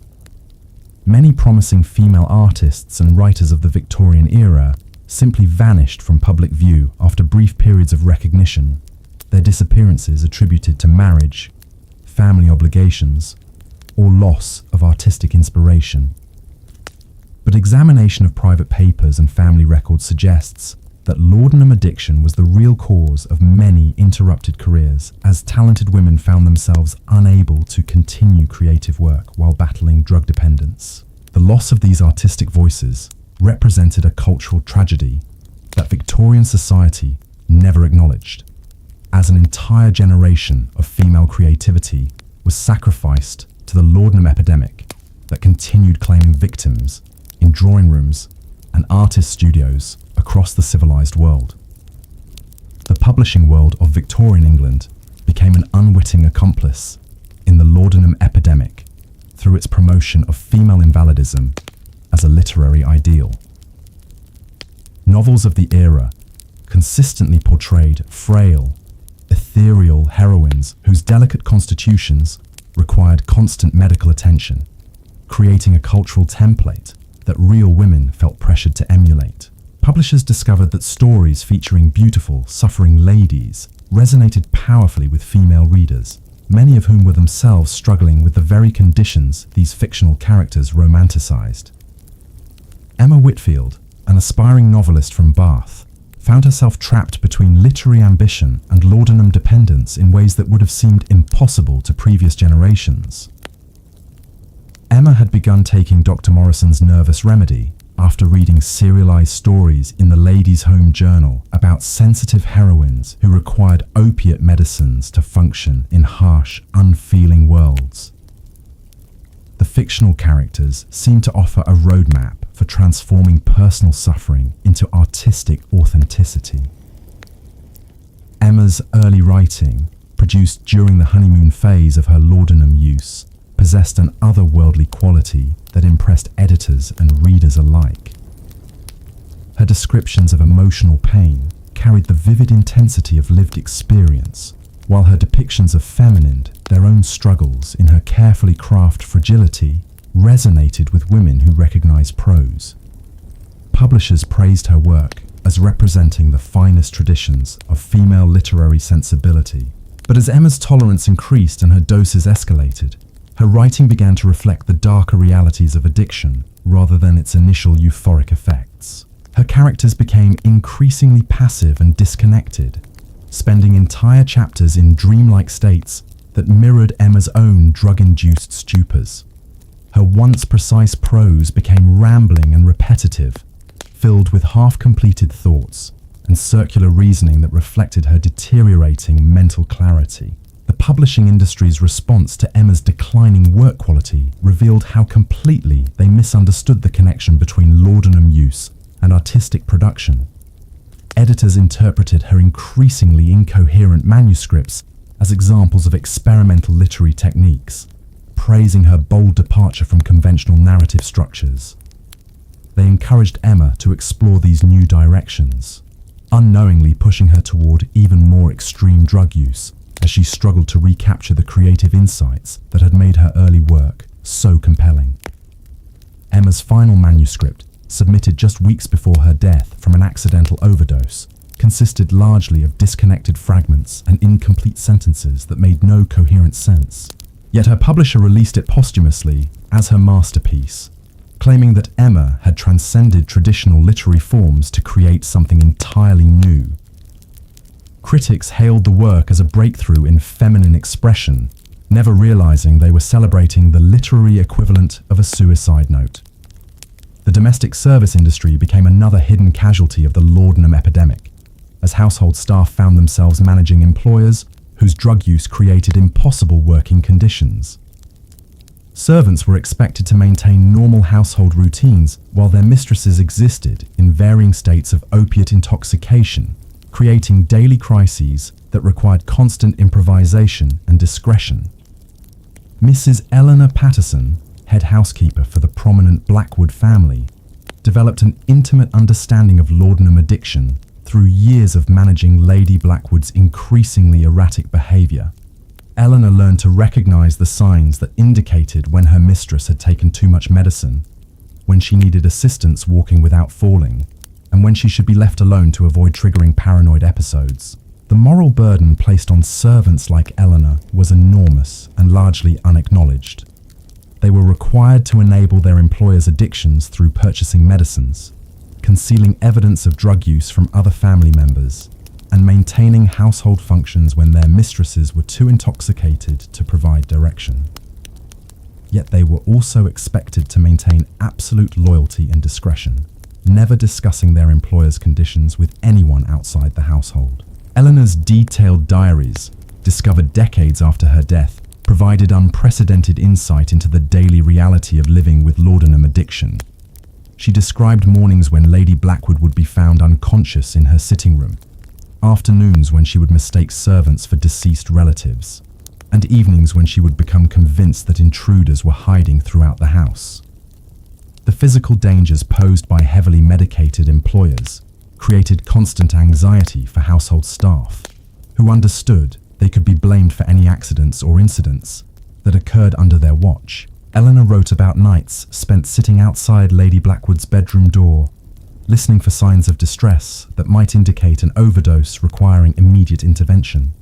She described the terror of finding her mistress unresponsive, never knowing whether to call for medical help and risk exposing the family's secret, or to wait and hope that Lady Blackwood would regain consciousness naturally. The economic relationship between servants and addicted employers created additional complications that trapped both parties in cycles of dysfunction. Lady Blackwood paid Eleanor significantly above normal wages, understanding that her discretion and specialized care were worth premium compensation. But this financial dependence made it impossible for Eleanor to seek other employment, even when Lady Blackwood's condition became dangerous for everyone in the household. Eleanor's position required her to become expert in managing laudanum overdoses, recognizing withdrawal symptoms, and providing basic medical care when physicians weren't available. She learned to dilute excessively strong doses, to hide medicines when Lady Blackwood had already consumed dangerous amounts, and to fabricate explanations for her mistress's condition when visitors arrived unexpectedly. The psychological toll of this responsibility was devastating for servants who genuinely cared about their employers, but felt powerless to help them recover. Eleanor wrote movingly about watching Lady Blackwood's gradual transformation from an intelligent, accomplished woman into a hollow shell, who existed only to consume her next dose of medicine. The grief of witnessing this decline, combined with the impossibility of discussing it with anyone, created a form of isolation that many servants found unbearable. Some household staff attempted to intervene by diluting their mistress's medicines or hiding bottles to force periods of abstinence. But these well-intentioned efforts usually backfired, creating withdrawal crises that were interpreted as evidence of worsening health conditions requiring even stronger medications. Servants who were discovered tampering with medicines faced immediate dismissal without references, making such interventions professionally suicidal. The network of servants working for laudanum-addicted employers developed its own informal communication system, sharing information about effective management strategies and warning each other about particularly dangerous situations. These networks represented one of the few sources of support available to people dealing directly with the realities of Victorian opium addiction, but they operated in complete secrecy to protect both servants and employers from social exposure. The children of laudanum-addicted mothers developed survival strategies that would shape their approach to relationships and authority for the rest of their lives. They learned to function as amateur physicians, recognizing the difference between their mother's various states of intoxication and understanding when adult intervention might be necessary to prevent medical emergencies. Young Timothy Ashworth became expert at managing his mother's laudanum addiction by age 10, having learned through painful experience that his survival depended on accurately reading her condition and responding appropriately. When his mother had taken too much medicine, Timothy would help her to bed and monitor her breathing until the danger passed. When she was experiencing withdrawal, he would bring her tea and remain nearby to provide comfort during the worst symptoms. Timothy's childhood responsibilities included tasks that no child should have been asked to perform. He learned to forge his mother's handwriting to write excuses for missed social obligations, to lie convincingly to visitors about his mother's whereabouts, and to manage household finances when his mother was too impaired to handle money responsibly. Most tragically, he became skilled at hiding evidence of his mother's condition from his father, understanding instinctively that family stability depended on maintaining elaborate deceptions. The hypervigilance required for these responsibilities created lasting psychological changes that affected Timothy's development well into adulthood. He became unable to relax completely, always scanning his environment for signs of crisis or danger. He developed an exaggerated sense of responsibility for other people's emotional states, believing that he could prevent disasters through careful attention and appropriate intervention. Timothy's relationship with his mother was complicated by the fact that her personality changed dramatically depending on her medication status. The warm, attentive woman who existed during brief periods of optimal dosing was replaced by either a hostile stranger during withdrawal or an unconscious invalid during overdose episodes. Timothy learned to treasure the rare moments when his real mother was accessible, while protecting himself emotionally from the unpredictable person she became under other circumstances. The educational neglect experienced by children of addicted mothers created long-term disadvantages that extended far beyond childhood. Timothy's formal schooling was frequently interrupted by family crises that required his presence at home, and his academic performance suffered from the chronic stress and sleep deprivation that characterized his daily existence. Teachers who might have recognized his potential instead saw a distracted, anxious child who seemed unable to focus on lessons. The social isolation imposed on these children was equally damaging. Timothy couldn't invite friends to his home because his mother's condition was unpredictable, and he couldn't discuss his family situation with peers because the shame and secrecy surrounding addiction made honest communication impossible. He grew up believing that his experiences were unique and shameful, never realizing that many other children in his social circle were dealing with similar challenges. Some children of addicted mothers became advocates for temperance and drug regulation as adults, channeling their childhood trauma into efforts to prevent other families from experiencing similar destruction.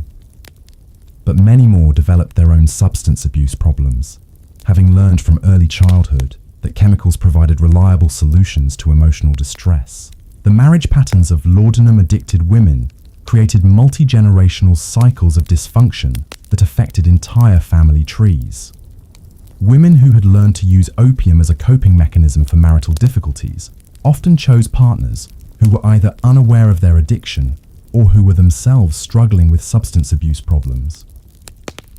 Charlotte Pemberton's marriage to William Ashford exemplified this tragic pattern. Charlotte had begun using laudanum during her first marriage to manage the emotional trauma of domestic violence, and the drug had provided the only relief she could find from her husband's unpredictable rages.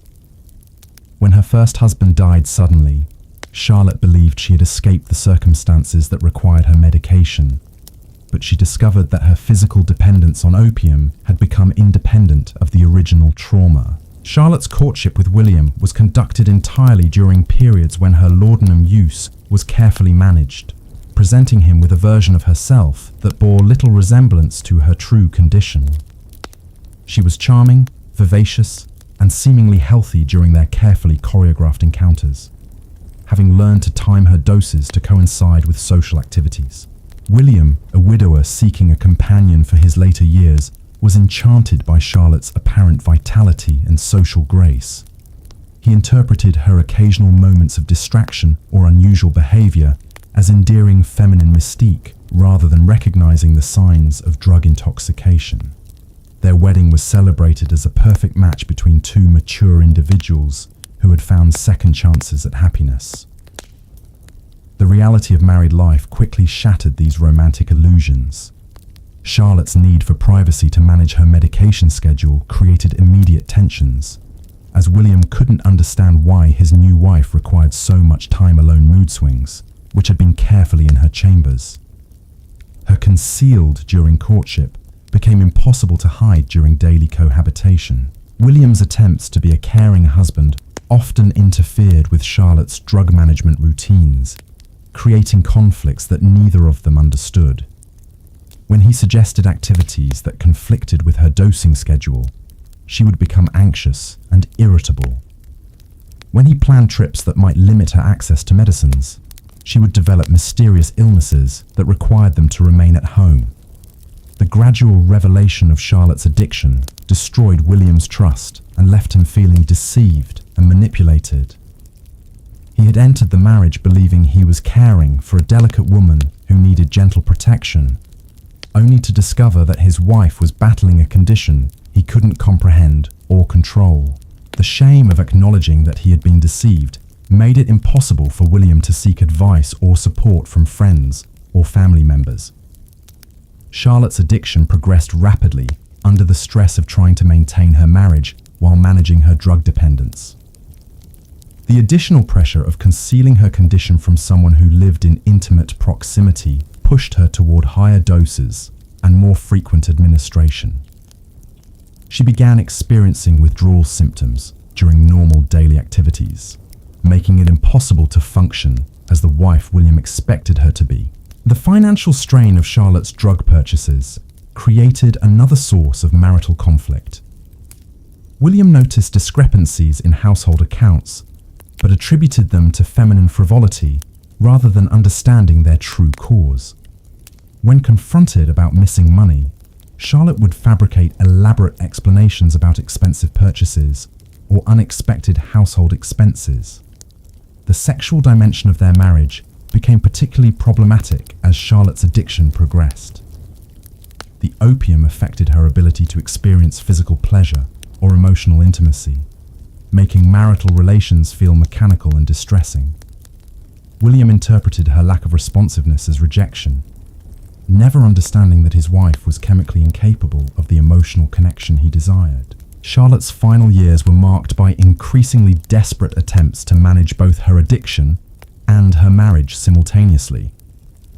She would take massive doses of laudanum before social events to appear normal and happy, then suffer severe withdrawal symptoms in private, while William remained unaware of her condition. The physical and emotional toll of this constant performance eventually proved unsustainable. When Charlotte died from an accidental overdose, William was left not only with grief, but with crushing guilt about his failure to recognize or address his wife's suffering. The discovery of hidden laudanum bottles throughout their home forced him to confront the reality that his second marriage had been built on deception and illness, rather than the mutual affection he had believed they shared. The social rituals surrounding death and mourning in Victorian society provided final opportunities for concealing the true impact of laudanum addiction. funeral customs that emphasized the deceased's virtue and piety made it easy to transform drug-related deaths into stories of spiritual triumph over physical suffering. The elaborate funeral preparations for Lady Margaret Thornton became a masterpiece of posthumous reputation management. Margaret had died after consuming what her maid later described as enough laudanum to kill several people, but her family presented her death as the peaceful conclusion of a long struggle with nervous exhaustion. Margaret's body was displayed in her finest silk gown, her face carefully arranged to suggest serene acceptance of divine will, rather than the rictus of opium poisoning that had characterized her actual death. Cosmetics concealed the yellowed complexion and sunken features that had marked her final years, while strategic lighting minimized the physical evidence of chronic drug abuse. The funeral service emphasized Margaret's patience in bearing suffering, her devotion to charitable causes, and her exemplary fulfillment of feminine duties. The minister spoke movingly about her gentle spirit and unwavering faith, constructing a narrative of noble endurance that bore no resemblance to the desperate addiction that had actually claimed her life. Margaret's husband commissioned an elaborate memorial stone that described her as a loving wife and mother who had been called home after years of faithful service to family and community. The inscription made no reference to the medicine bottles found clutched in her hands, or to the suicide note discovered in her writing desk, expressing her despair about her inability to overcome her dependence on laudanum. The mourners who attended Margaret's funeral included dozens of women who were themselves struggling with similar addictions, but the social codes governing such gatherings prevented any acknowledgement of shared experience. They stood in silent solidarity, recognizing their own fate in Margaret's carefully sanitized death, while maintaining the public fiction that such tragedies were rare and inexplicable. The newspaper obituaries that appeared following these funerals developed their own coded language for describing laudanum-related deaths. Phrases like, "after a long illness borne with Christian fortitude," or "succumbed to nervous exhaustion," became standard euphemisms that informed readers about the true cause of death, while maintaining plausible deniability. The memorial practices surrounding these deaths served to perpetuate the very conditions that had caused them. By transforming addiction into martyrdom and overdose into peaceful transition, Victorian society avoided confronting the systematic problems that were destroying its female population. Each funeral became another opportunity to reinforce the deadly fiction that laudanum use was both normal and virtuous. The economic impact of the laudanum epidemic extended far beyond the pharmaceutical industry, creating ripple effects that influenced everything from domestic service wages to inheritance patterns. Families dealing with addicted members found themselves managing financial crises that threatened their long-term stability and social position. The Blackwood family's economic decline illustrated how laudanum addiction could destroy even substantial fortunes over time. Lady Blackwood's escalating drug consumption had required increasingly creative financing methods, beginning with small deceptions about household expenses and eventually progressing to major financial manipulations that compromised the family's entire estate. By the height of her addiction, Lady Blackwood was spending more on laudanum than the family allocated for all other household expenses combined. Her husband's business income, substantial by any reasonable measure, proved inadequate to support both their normal lifestyle and her pharmaceutical requirements. The family began borrowing against future earnings, then mortgaging properties, and finally liquidating investments to maintain the cash flow necessary for Lady Blackwood's drug purchases. The secrecy surrounding her addiction meant that these financial decisions were made without proper consultation or planning. Mr. Blackwood attributed their mounting debts to general economic difficulties rather than understanding that his wife's medical expenses were consuming their capital. He made increasingly risky investment decisions in desperate attempts to restore their financial position, often worsening their situation through speculation and poor judgment. The social pressure to maintain appearances while managing financial crisis created additional stress that affected every family member. The Blackwoods continued hosting elaborate dinner parties and funding their children's expensive educations while privately struggling to meet basic obligations. Servants' wages were delayed, suppliers' bills went unpaid, and creditors grew increasingly insistent. But the family maintained the fiction of continued prosperity. Lady Blackwood's death from an overdose came at a moment when the family faced complete financial ruin. Her funeral expenses, paid for with borrowed money, represented the final drain on resources that had been systematically depleted over years of hidden addiction. Mr. Blackwood discovered after her death that they owed substantial sums to dozens of creditors, many of whom had been providing goods and services under false assumptions about the family's financial stability. The children of laudanum-addicted mothers often inherited not only their mother's debts, but also their psychological predisposition towards substance abuse. Young Edward Blackwood, who had spent his teenage years watching his family's mysterious financial decline, began drinking heavily as soon as he left home for university. His alcoholism, developed as a coping mechanism for childhood trauma, created new financial drains that perpetuated the cycle of addiction and economic instability.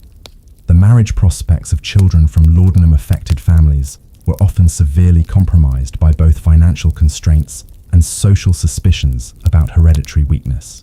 Potential suitors and their families would investigate carefully before committing to unions with families that had experienced mysterious illnesses or unexplained financial difficulties. The insurance industry began developing crude actuarial models that identified families with histories of female nervous disorders as poor risks for life insurance policies. These calculations, based on statistical correlations rather than medical understanding, effectively penalize families dealing with laudanum addiction by making it difficult to obtain financial protection against further losses. The legal profession developed specialized expertise in managing the complex estate issues created by laudanum-related deaths. Lawyers learned to identify the signs of drug-related financial manipulation and developed strategies for protecting surviving family members from creditors who might have been unknowingly enabling addictive behaviors through extended credit arrangements. The banking industry's response to the laudanum epidemic revealed both the scope of the problem and society's continued denial of its existence. Bank managers began recognizing patterns of account activity that suggested customer drug addiction, but they developed policies designed to protect institutional interests rather than to help struggling families address underlying problems. Private banks serving wealthy clientele noticed increasing numbers of female customers who made frequent, small withdrawals that didn't correspond to normal household expense patterns. These women would visit multiple branches, often accompanied by servants, to conduct transactions that seemed designed to avoid attracting attention to their total withdrawal amounts. Bank officers learned to recognize the physical signs of laudanum intoxication in customers who arrived to conduct business while heavily medicated. They developed procedures for handling clients who seemed confused about transaction amounts, or who signed documents with measures where design obviously impaired judgment. But these protective to limit institutional liability, rather than to provide assistance to customers who were clearly struggling with serious problems. The correspondence between banks and their laudanum-addicted customers revealed the elaborate deceptions required to maintain addiction while preserving social respectability. Women would write detailed letters explaining unusual account activity, creating fictional expenses, and fabricating financial emergencies to justify their frequent need for cash. Mrs. Penelope Ashworth's letters to her private banker provided a masterclass in the creative accounting required to fund laudanum addiction without arousing suspicion. She described non-existent home repairs, fictional medical expenses for imaginary relatives, and elaborate charity commitments that supposedly required regular cash donations. Her banker, recognizing the implausibility of her explanations, but reluctant to challenge a valued customer, simply processed her requests while maintaining careful records that documented the progression of her financial deception. The banking industry's files contained hundreds of similar cases, representing a hidden archive of the laudanum epidemic's financial impact. These records, preserved in institutional vaults long after the customers had died, provided statistical evidence of addiction's prevalence among upper-class Victorian women. But the information remained buried in confidential business files, never contributing to public understanding of the crisis. The international banking networks that served wealthy Victorian families created opportunities for particularly sophisticated financial manipulations designed to conceal drug-related expenses. Women could transfer funds between accounts in different countries, ostensibly for travel or investment purposes, while actually financing laudanum purchases that would be difficult to trace through normal channels. Lady Catherine Morrison developed an elaborate system of international transfers that allowed her to purchase opium through foreign suppliers without creating obvious connections to her domestic financial activities. She would transfer substantial sums to European banks, claiming to be investing in continental business opportunities, then use these funds to purchase drugs through networks of international dealers who specialized in serving wealthy English customers. The complexity of these international arrangements provided perfect cover for addiction-related expenses, while creating financial webs that became increasingly difficult to unravel. When Lady Catherine died from an overdose, her executors discovered that she had established accounts in 7 different countries, many of which contained evidence of drug purchases that had been ongoing for years. The foreign exchange aspects of international drug purchases created additional opportunities for financial manipulation that further concealed the true cost of laudanum addiction. Women could claim currency losses to explain missing funds, or could exaggerate the expenses associated with international travel to cover the cost of drugs purchased abroad. The development of international telegraph networks during the Victorian era made it possible to coordinate these complex financial arrangements across vast distances, but the same technology also created new opportunities for discovery when family members or legal authorities began investigating suspicious account activities. The telegraph companies that process messages related to drug purchases became unwitting participants in the laudanum trade, handling coded communications between addicted customers and their suppliers across national boundaries. The standardized forms used for international telegrams preserved evidence of these transactions in company archives, creating another hidden record of the epidemic's scope and international character. The maritime industry played a crucial role in supplying the international opium trade that fed Victorian laudanum addiction. Ship captains and crew members developed sophisticated smuggling networks that transported drugs alongside legitimate cargo, often with the knowledge and cooperation of customs officials who had been bribed or who simply didn't understand the medical significance of the substances they were allowing to pass through their ports. Captain Andrew Fairfax commanded merchant vessels that travelled regularly between London and various ports in the eastern Mediterranean, where high-quality opium was readily available from Turkish and Syrian suppliers. His ships carried official cargoes of spices, silk, and other luxury goods, but their most profitable cargo consisted of carefully concealed packages of raw opium destined for pharmaceutical manufacturers and private customers throughout England.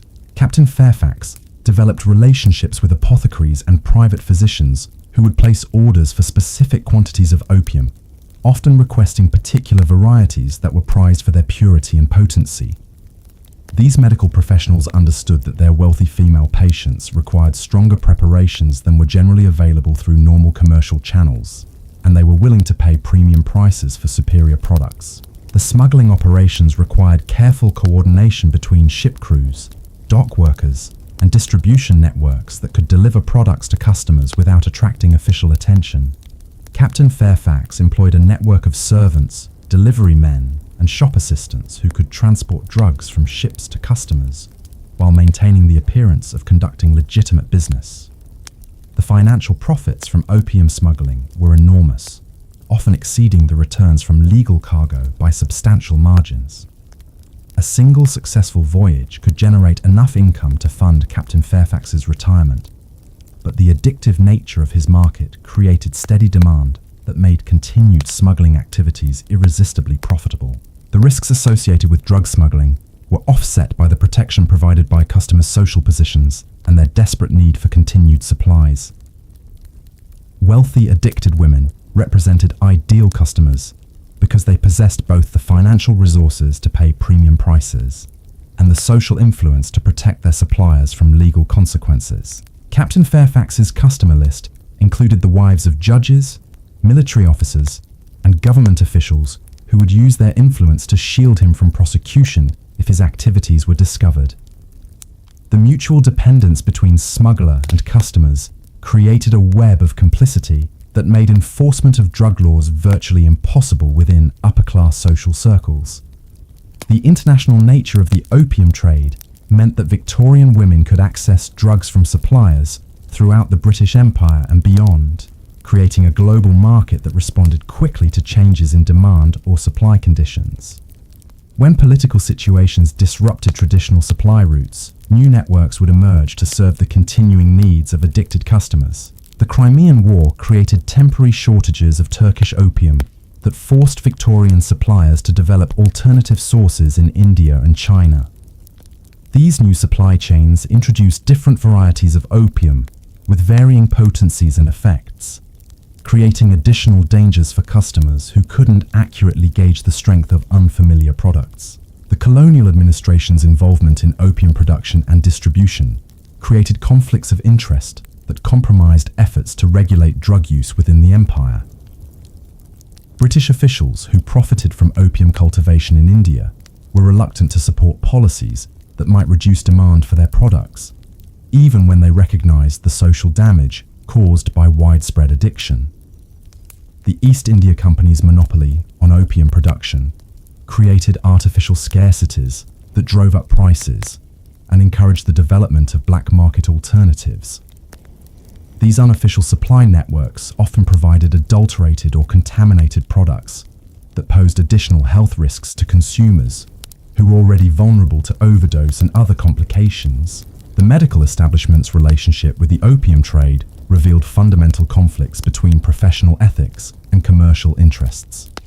Many physicians who publicly condemned opium addiction privately invested in companies that manufactured laudanum and other opiate preparations, creating financial incentives for continued overprescribing. Dr. William Hartwell maintained a respectable medical practice that specialized in treating nervous disorders among wealthy women, but his private investments included substantial holdings in 3 different pharmaceutical companies that manufactured the very products he prescribed to his patients. His treatment recommendations consistently favored expensive proprietary medicines over cheaper generic alternatives, generating profits for companies in which he held financial interests.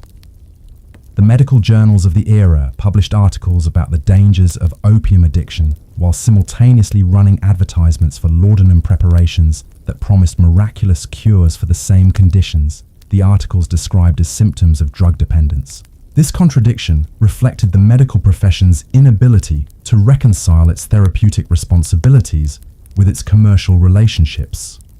The medical conferences and professional societies that should have addressed the laudanum epidemic instead focused on technical discussions about dosage calculations and preparation methods that effectively promoted more sophisticated drug use rather than encouraging abstinence or seeking alternative treatments. The pharmaceutical industry. The pharmaceutical conferences of the Victorian era became showcases for increasingly potent opium preparations, with manufacturers competing to develop products that would capture larger shares of the lucrative female market. These gatherings, ostensibly dedicated to advancing medical science, functioned more like trade shows, where drug companies displayed their latest formulations to physicians who would ultimately prescribe them to unsuspecting patients. Dr. Heinrich Müller, representing the prestigious German pharmaceutical house of Bayer, presented his company's revolutionary new laudanum concentrate at the 1869 International Medical Congress in Vienna. Müller's presentation emphasized the product's superior purity and consistent potency, qualities that he claimed would provide more reliable therapeutic effects for physicians treating delicate feminine conditions. What Dr. Müller didn't mention was that Bayer's new concentrate was nearly 3 times stronger than traditional laudanum preparations, making accidental overdoses far more likely for patients who had developed tolerance to weaker formulations. company's internal research had identified this danger during product development, but marketing considerations outweighed safety concerns in their final decision to proceed with commercial production. The physicians attending Mueller's presentation were impressed by the elegant packaging and professional marketing materials that accompanied the new product. Bayer had invested heavily in creating an image of scientific sophistication that appealed to medical professionals who wanted to offer their patients the latest advances in pharmaceutical technology. Dr. James Morrison, a London physician with a large practice among society ladies, placed an immediate order for Bayer's new concentrate after witnessing Mueller's demonstration. Morrison was particularly attracted to the product's concentrated form, which would allow his patients to achieve the same effects with smaller doses, potentially reducing the obvious signs of medication that might attract unwanted attention.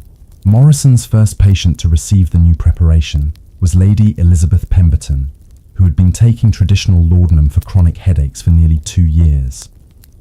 Morrison explained that the new German medicine would provide superior relief with greater convenience, requiring only a few drops rather than the tablespoons of liquid she had been consuming. Lady Elizabeth was delighted by the prospect of a more discreet medication that wouldn't require her to carry large bottles or measure obvious quantities during social situations. She began taking the concentrated preparation with enthusiasm, initially pleased by its powerful effects and reduced volume. But within days of switching to the new medicine, Lady Elizabeth experienced symptoms that neither she nor Dr. Morrison understood. The concentrated preparation was so much stronger than her previous medication that her usual dosing schedule now provided massive overdoses, while attempts to reduce the amount triggered severe withdrawal symptoms that seemed to indicate inadequate treatment. Lady Elizabeth found herself trapped in a cycle of alternating overdose and withdrawal that made normal functioning impossible. She would take what seemed like a tiny amount of medicine, only to become so heavily sedated that she couldn't remain conscious during important social obligations. When she tried to reduce the dose to maintain alertness, she would experience anxiety, nausea, and tremors that were worse than her original headaches. Dr. Morrison, lacking any understanding of the pharmacological differences between the old and new preparations, interpreted Lady Elizabeth's difficulties as evidence of worsening health that required more aggressive treatment. He increased her dosing schedule and added supplementary medications to address what he perceived as new symptoms of her underlying condition. The combination of concentrated laudanum with additional opiate preparations created a pharmaceutical cocktail that would have challenged the tolerance of experienced drug users. Lady Elizabeth, who had never intended to become addicted to any substance, found herself consuming amounts of opiates that exceeded the daily intake of professional drug dealers in London's East End. Her physical transformation was rapid and dramatic. Within weeks of beginning the new treatment, Lady Elizabeth had lost significant weight, developed a persistent tremor, and begun experiencing hallucinations that made social interaction increasingly difficult. Her skin took on the waxy, yellowish appearance characteristic of chronic opium poisoning, while her pupils remained constricted even in dim lighting. The servants in the Pemberton household watched their mistresses decline with growing alarm. Mary O'Sullivan, Lady Elizabeth's personal maid, later described finding her employer unconscious in her sitting room on multiple occasions, sometimes with the concentrated medicine bottle still clutched in her hand. Mary's attempts to express concern about Lady Elizabeth's condition were dismissed by both her employer and Dr. Morrison, who explained that servants couldn't be expected to understand the complexities of medical treatment for sophisticated nervous disorders. Mary was instructed to ensure that Lady Elizabeth's privacy was protected and that her medication schedule was maintained exactly as prescribed. The isolation imposed by her deteriorating condition meant that Lady Elizabeth had no opportunity to compare her experiences with those of other women who might have warned her about the dangers of concentrated opium preparations. She existed in a medical bubble created by Dr. Morrison's confident pronouncements and her family's trusting acceptance of his expertise. Lady Elizabeth's husband, Sir Thomas Pemberton, noticed his wife's dramatic changes, but accepted Dr. Morrison's explanations that her symptoms represented the natural progression of her underlying nervous condition. Sir Thomas had built his successful business career on trusting expert advice, and he applied the same approach to his wife's medical treatment. The financial cost of Lady Elizabeth's treatment escalated dramatically as her tolerance to the concentrated preparation increased. Dr. Morrison's bills, which had been substantial but manageable during her treatment with traditional laudanum, began consuming significant portions of the family's discretionary income. The concentrated medicine itself was far more expensive than conventional preparations, and Dr. Morrison's frequent consultations added additional charges. Sir Thomas began to question the value of his wife's medical expenses when her condition continued to worsen, despite increasingly costly treatments. But his concerns about financial prudence were overwhelmed by his fear that reducing medical support might contribute to Lady Elizabeth's suffering or death.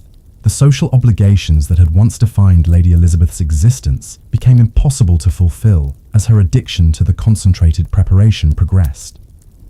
She would agree to attend charity functions or dinner parties, then find herself too heavily sedated or too anxious about missing doses to leave her home. Her friends began to speculate about the mysterious illness that was transforming the vivacious woman they had known into a reclusive invalid. The most charitable interpretations suggested that Lady Elizabeth was suffering from consumption or some other wasting disease that required privacy and rest. Less charitable observers whispered about nervous breakdowns or hereditary madness that might explain her withdrawal from society. Lady Elizabeth's final public appearance occurred at a women's charity luncheon where she had promised to speak about support for orphan children. She arrived at the event having taken what she calculated to be a moderate dose of her medicine, hoping to remain alert and articulate during her presentation. But her tolerance calculations proved fatally inaccurate. The concentrated preparation's unpredictable absorption rate meant that the effects hit her more suddenly and powerfully than anticipated. She began her speech normally, discussing the plight of homeless children with her usual passion and eloquence. Midway through her remarks, Lady Elizabeth's words began to slur, and she started repeating sentences without seeming to realize her error. Her audience, composed of society ladies who had known her for years, watched in horrified silence as she swayed behind the podium, struggling to maintain her balance while attempting to continue her presentation. The speech ended when Lady Elizabeth collapsed onto the luncheon table, scattering fine china and flower arrangements while losing consciousness completely.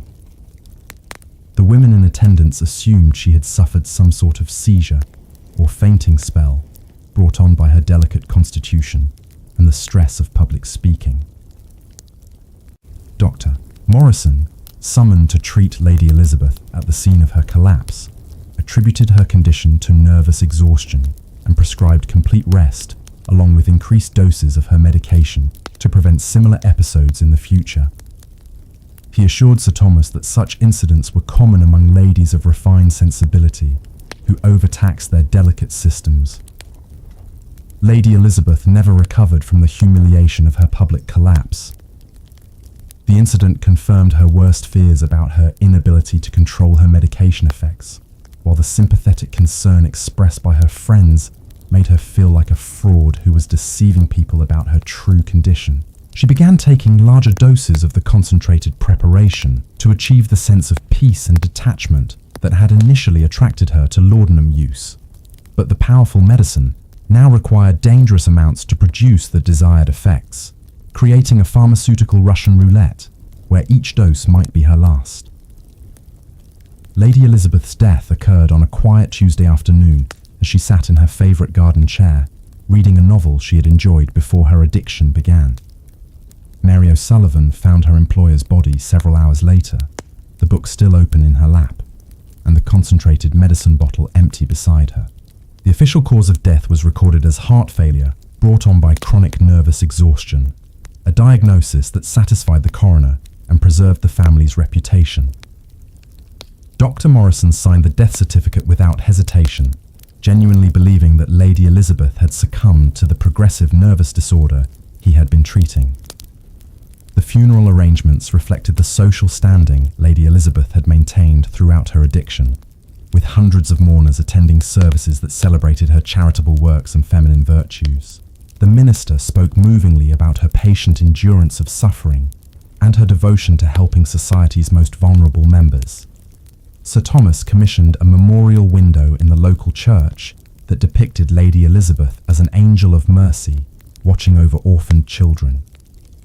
The image became a lasting symbol of Victorian feminine ideal, commemorating a woman whose actual death had resulted from pharmaceutical industry's reckless pursuit of profit and the medical profession's dangerous ignorance about addiction. The concentrated laudanum preparations that had killed Lady Elizabeth continued to be marketed aggressively throughout England and America, with manufacturers developing even more potent formulations to capture competitive advantages in the expanding market for feminine medicines.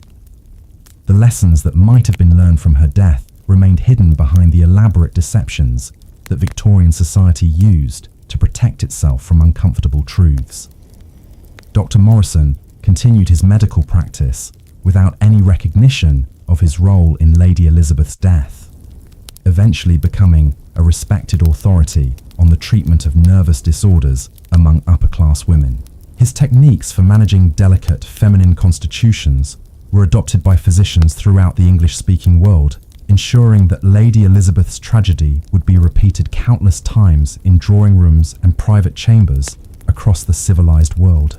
The pharmaceutical industry's development of concentrated opium preparations represented just one aspect of a broader trend towards stronger and more dangerous products designed to capture market share in the competitive laudanum trade. Companies began adding alcohol, cocaine, and other addictive substances to their opium-based medicines, creating combination products that were even more habit-forming than pure opium preparations. Mrs. Pemberton's miracle elixir combined laudanum with a substantial amount of cocaine, producing effects that patients described as remarkably energizing compared to traditional opium medicines. The cocaine masked some of opium's sedating effects, allowing women to remain functional while consuming dangerous amounts of opiates. Sarah Mitchell, a minister's wife from Yorkshire, became one of the first customers to try Mrs. Pemberton's new formula after her usual laudanum supplier recommended it as a superior treatment for the chronic fatigue that had been troubling her for months. Sarah was immediately impressed by the elixir's ability to provide pain relief without the drowsiness that had been interfering with her church duties. The cocaine component of Mrs. Pemberton's formula created a euphoric energy that Sarah had never experienced with traditional laudanum. She felt capable of accomplishing enormous amounts of work, organizing charity drives with unprecedented enthusiasm, while maintaining her medication schedule without the obvious impairment that had characterized her previous drug use. But the combination of opium and cocaine created addiction patterns that were far more complex and dangerous than either drug alone.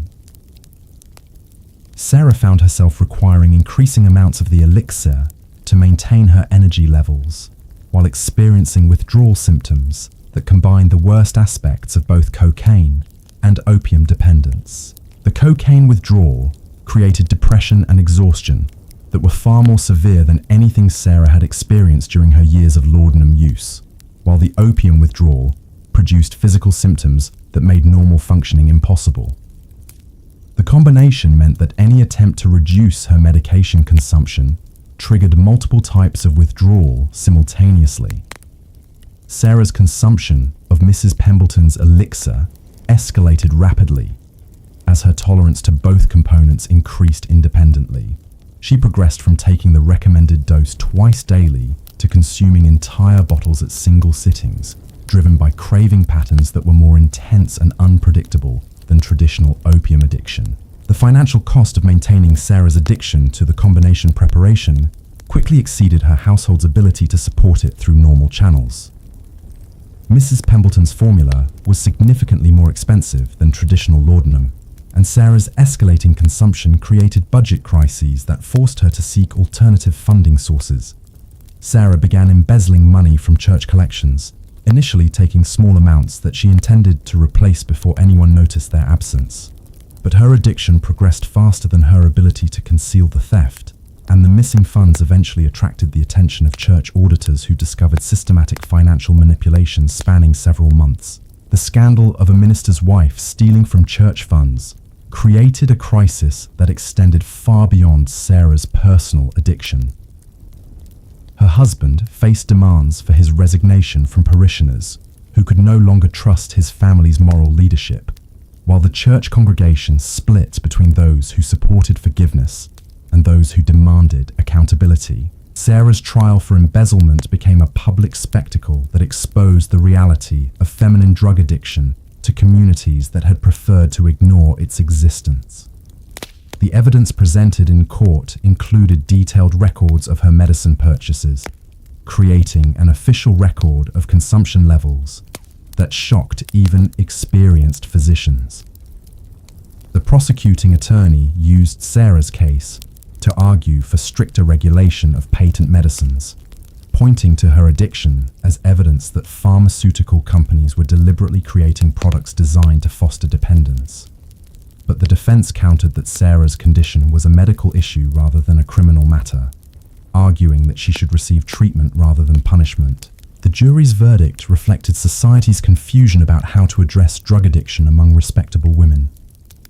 They found Sarah guilty of theft, but recommended lenient sentencing based on her medical condition, creating a legal precedent that acknowledged both the reality of addiction and the need for social accountability when drug dependence led to criminal behavior. Sarah's sentencing hearing revealed the complete inadequacy of the legal system's response to laudanum addiction. The judge, lacking any understanding of addiction treatment, sentenced her to 6 months in prison, followed by mandatory residence in a private sanitarium where she would receive medical supervision. This approach satisfied no one while helping nothing. The prison environment proved catastrophic for Sarah's physical and mental health. Cut off from her medication supply without medical supervision, she experienced withdrawal symptoms so severe that prison doctors feared for her life.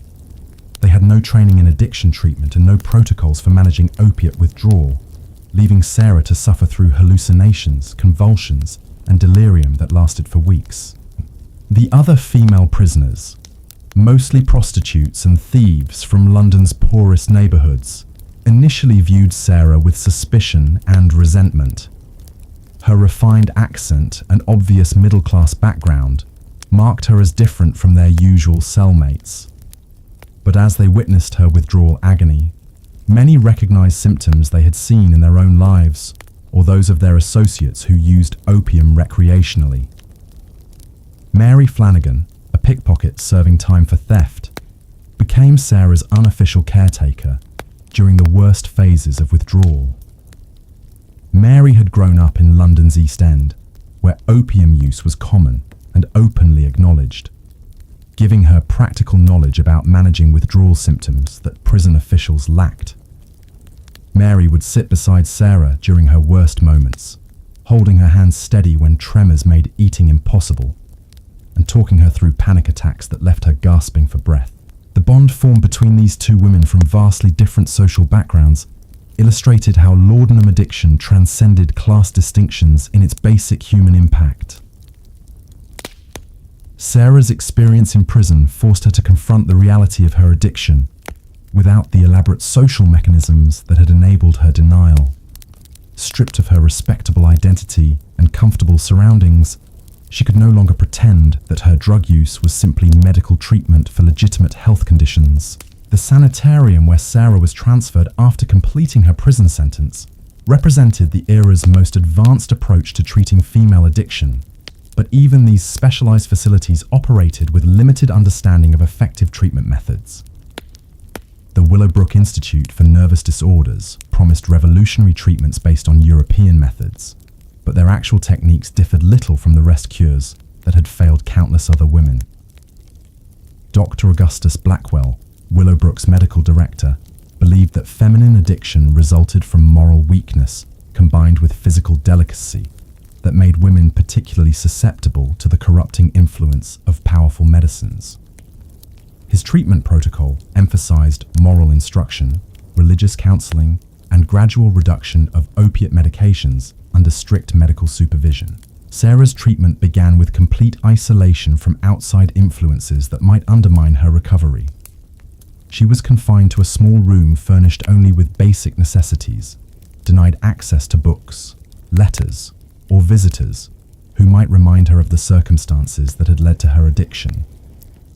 Dr. Blackwell believed that such distractions would interfere with the moral reflection necessary for genuine reformation.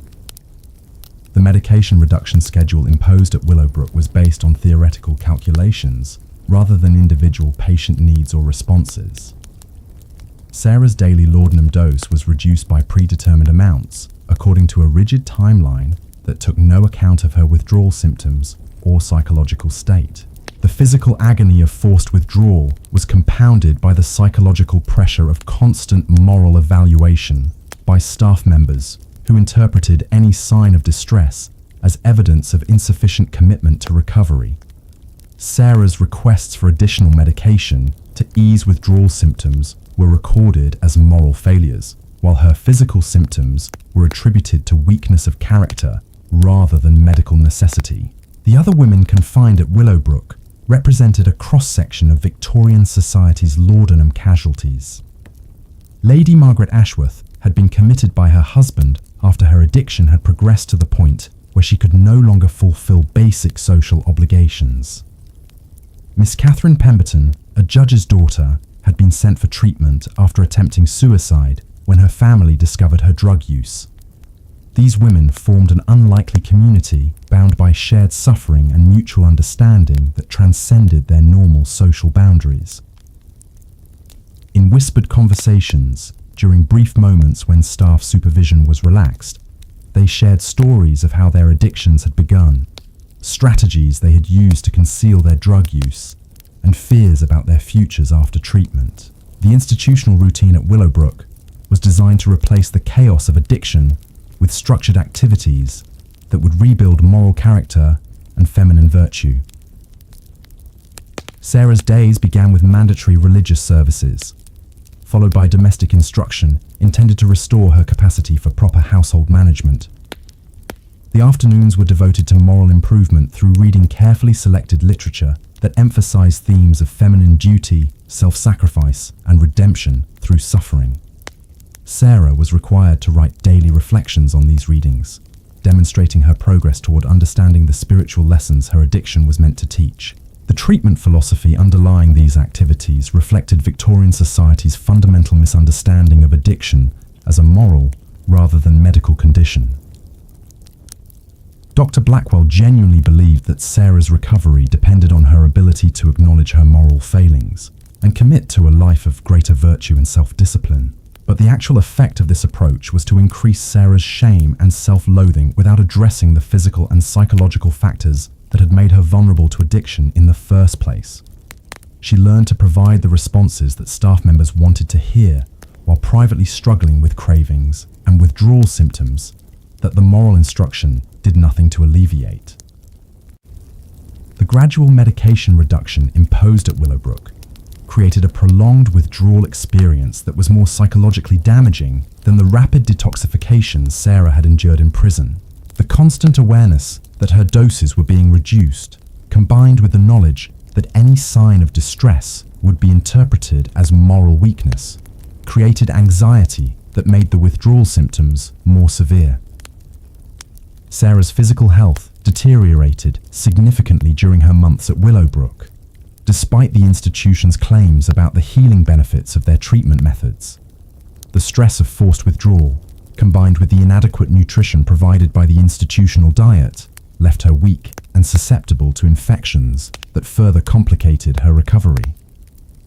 The social isolation imposed as part of Sarah's treatment proved particularly devastating for someone whose addiction had already destroyed her family relationships and community standing. Cut off from any supportive human contact, she began to question whether recovery was possible or even desirable, given the life of shame and rejection that awaited her upon release. The financial burden of Sarah's treatment at Willowbrook created additional stress for her husband, who whose congregation had still not fully forgiven the scandal of his wife's theft from church funds. The sanitarium's fees consumed most of the family's savings, while his reduced income from lost parishioners made it difficult to maintain their household during Sarah's absence. Reverend Mitchell faced pressure from church leadership to divorce his wife and seek a fresh start with a new congregation where his reputation wouldn't be tainted by association with addiction and criminal behavior. But his religious convictions about the sanctity of marriage conflicted with practical considerations about his ability to continue his ministry while supporting a wife whose condition had brought disgrace upon his calling. The children of the Mitchell family suffered perhaps the most severe consequences of their mother's addiction and imprisonment. They faced social ostracism from classmates whose parents considered them contaminated by association with criminal behavior, while struggling to understand why their mother had disappeared from their lives so suddenly and completely. Young Thomas Mitchell, only 12 years old when his mother was imprisoned, developed behavioral problems that reflected his confusion and anger about the family's situation. His academic performance declined dramatically, and he began fighting with other students who made references to his mother's crime. The psychological impact on these children would extend far into their adult lives, shaping their attitudes toward authority, their ability to trust relationships, and their own vulnerability to substance abuse. The shame and secrecy surrounding their mother's condition taught them to hide their own emotional struggles rather than seeking help when they needed support. Sarah's eventual release from Willowbrook after 18 months of treatment represented a hollow victory for the institutional approach to addiction recovery. While she had successfully completed the medication reduction program and could demonstrate her ability to function without laudanum, the underlying issues that had made her vulnerable to addiction remained unaddressed. The woman who returned to her family bore little resemblance to the energetic minister's wife who had once organized charity drives and led women's prayer groups. Sarah had lost significant weight during her treatment. Her hair had become prematurely grey, and she moved with the hesitant gait of someone who had learned to distrust her own physical capabilities.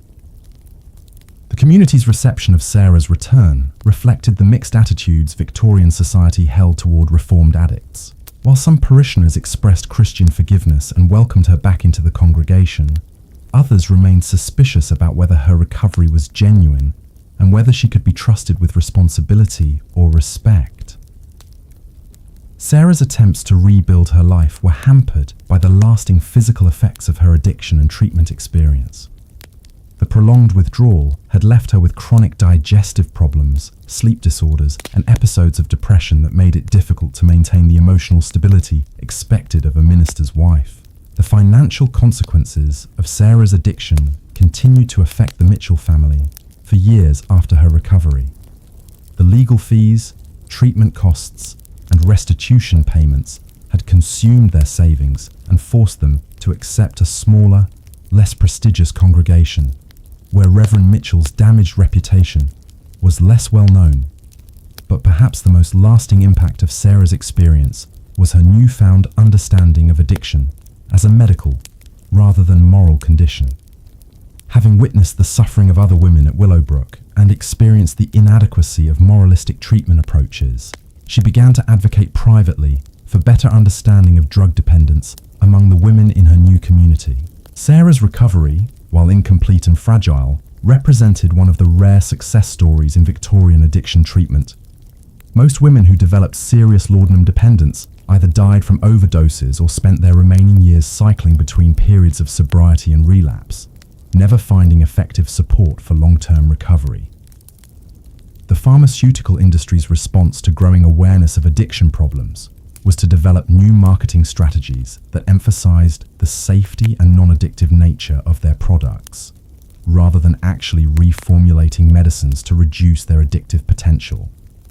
Companies began using testimonials from supposedly recovered patients to demonstrate that their products could be used safely when taken as directed. Mrs. Hartwell's feminine restorative was marketed as a breakthrough preparation that provided all the therapeutic benefits of traditional laudanum, without the risk of dependence.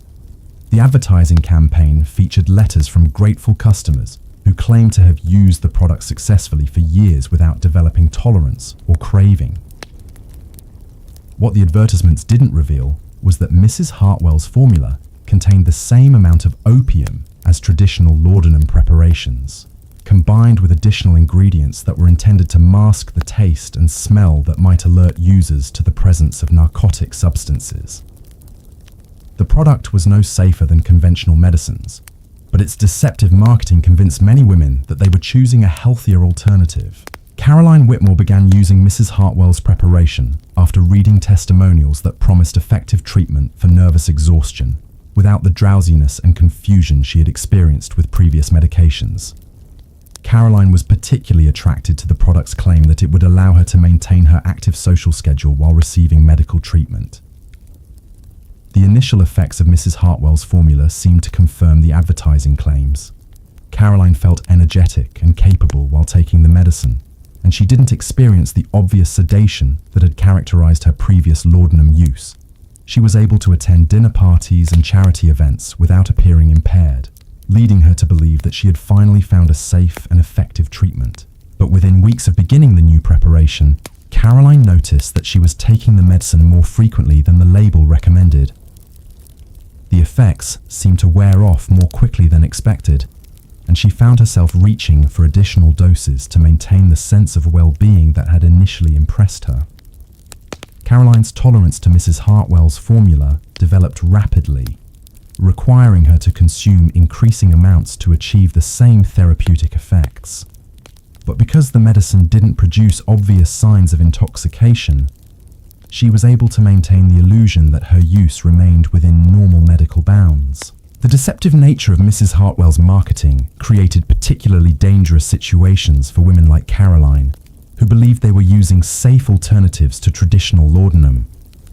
They would consume dangerous amounts of opium while remaining convinced that they were avoiding the addiction risks associated with older preparations. Caroline's consumption of Mrs. Hartwell's formula eventually exceeded that of many women who were using conventional laudanum preparations, but her continued ability to function socially prevented her from recognizing the severity of her dependence. She attributed her need for frequent doses to the particularly severe nature of her nervous condition, rather than understanding that she had developed tolerance to the opium in her medicine. The financial cost of maintaining Caroline's addiction to Mrs. Hartwell's preparation was substantial, as the product was priced as a premium medicine that commanded higher prices than generic laudanum preparations. But Caroline justified the expense by believing that she was investing in her health rather than feeding an addiction. Caroline's family noticed changes in her behavior and personality that they attributed to improvement in her underlying nervous condition. The energy and optimism she displayed while taking Mrs. Hartwell's formula seemed to indicate that she was finally receiving effective medical treatment, leading them to support her continued use of the expensive preparation. The tragic irony of Caroline's situation was that her family's well-intentioned support for what they believed was successful medical treatment actually enabled her progression toward a more severe addiction than she might have developed with conventional laudanum. The deceptive marketing of Mrs. Hartwell's formula had created a perfect storm of medical misinformation, family enablement, and pharmaceutical manipulation. The stories of Caroline Whitmore and countless others like her represent more than individual tragedies. They reveal a systematic failure that claimed an entire generation of Victorian women, hidden behind parlour doors and buried beneath layers of social respectability. These weren't isolated cases of moral weakness or feminine frailty. They were victims of an industry that prioritized profit over human life, a medical establishment that confused ignorance with expertise, and a society that chose comfortable lies over uncomfortable truths. The laudanum epidemic stands as a stark reminder that progress without compassion leads only to elegant destruction, and that the most dangerous poisons often come wrapped in the most beautiful packages.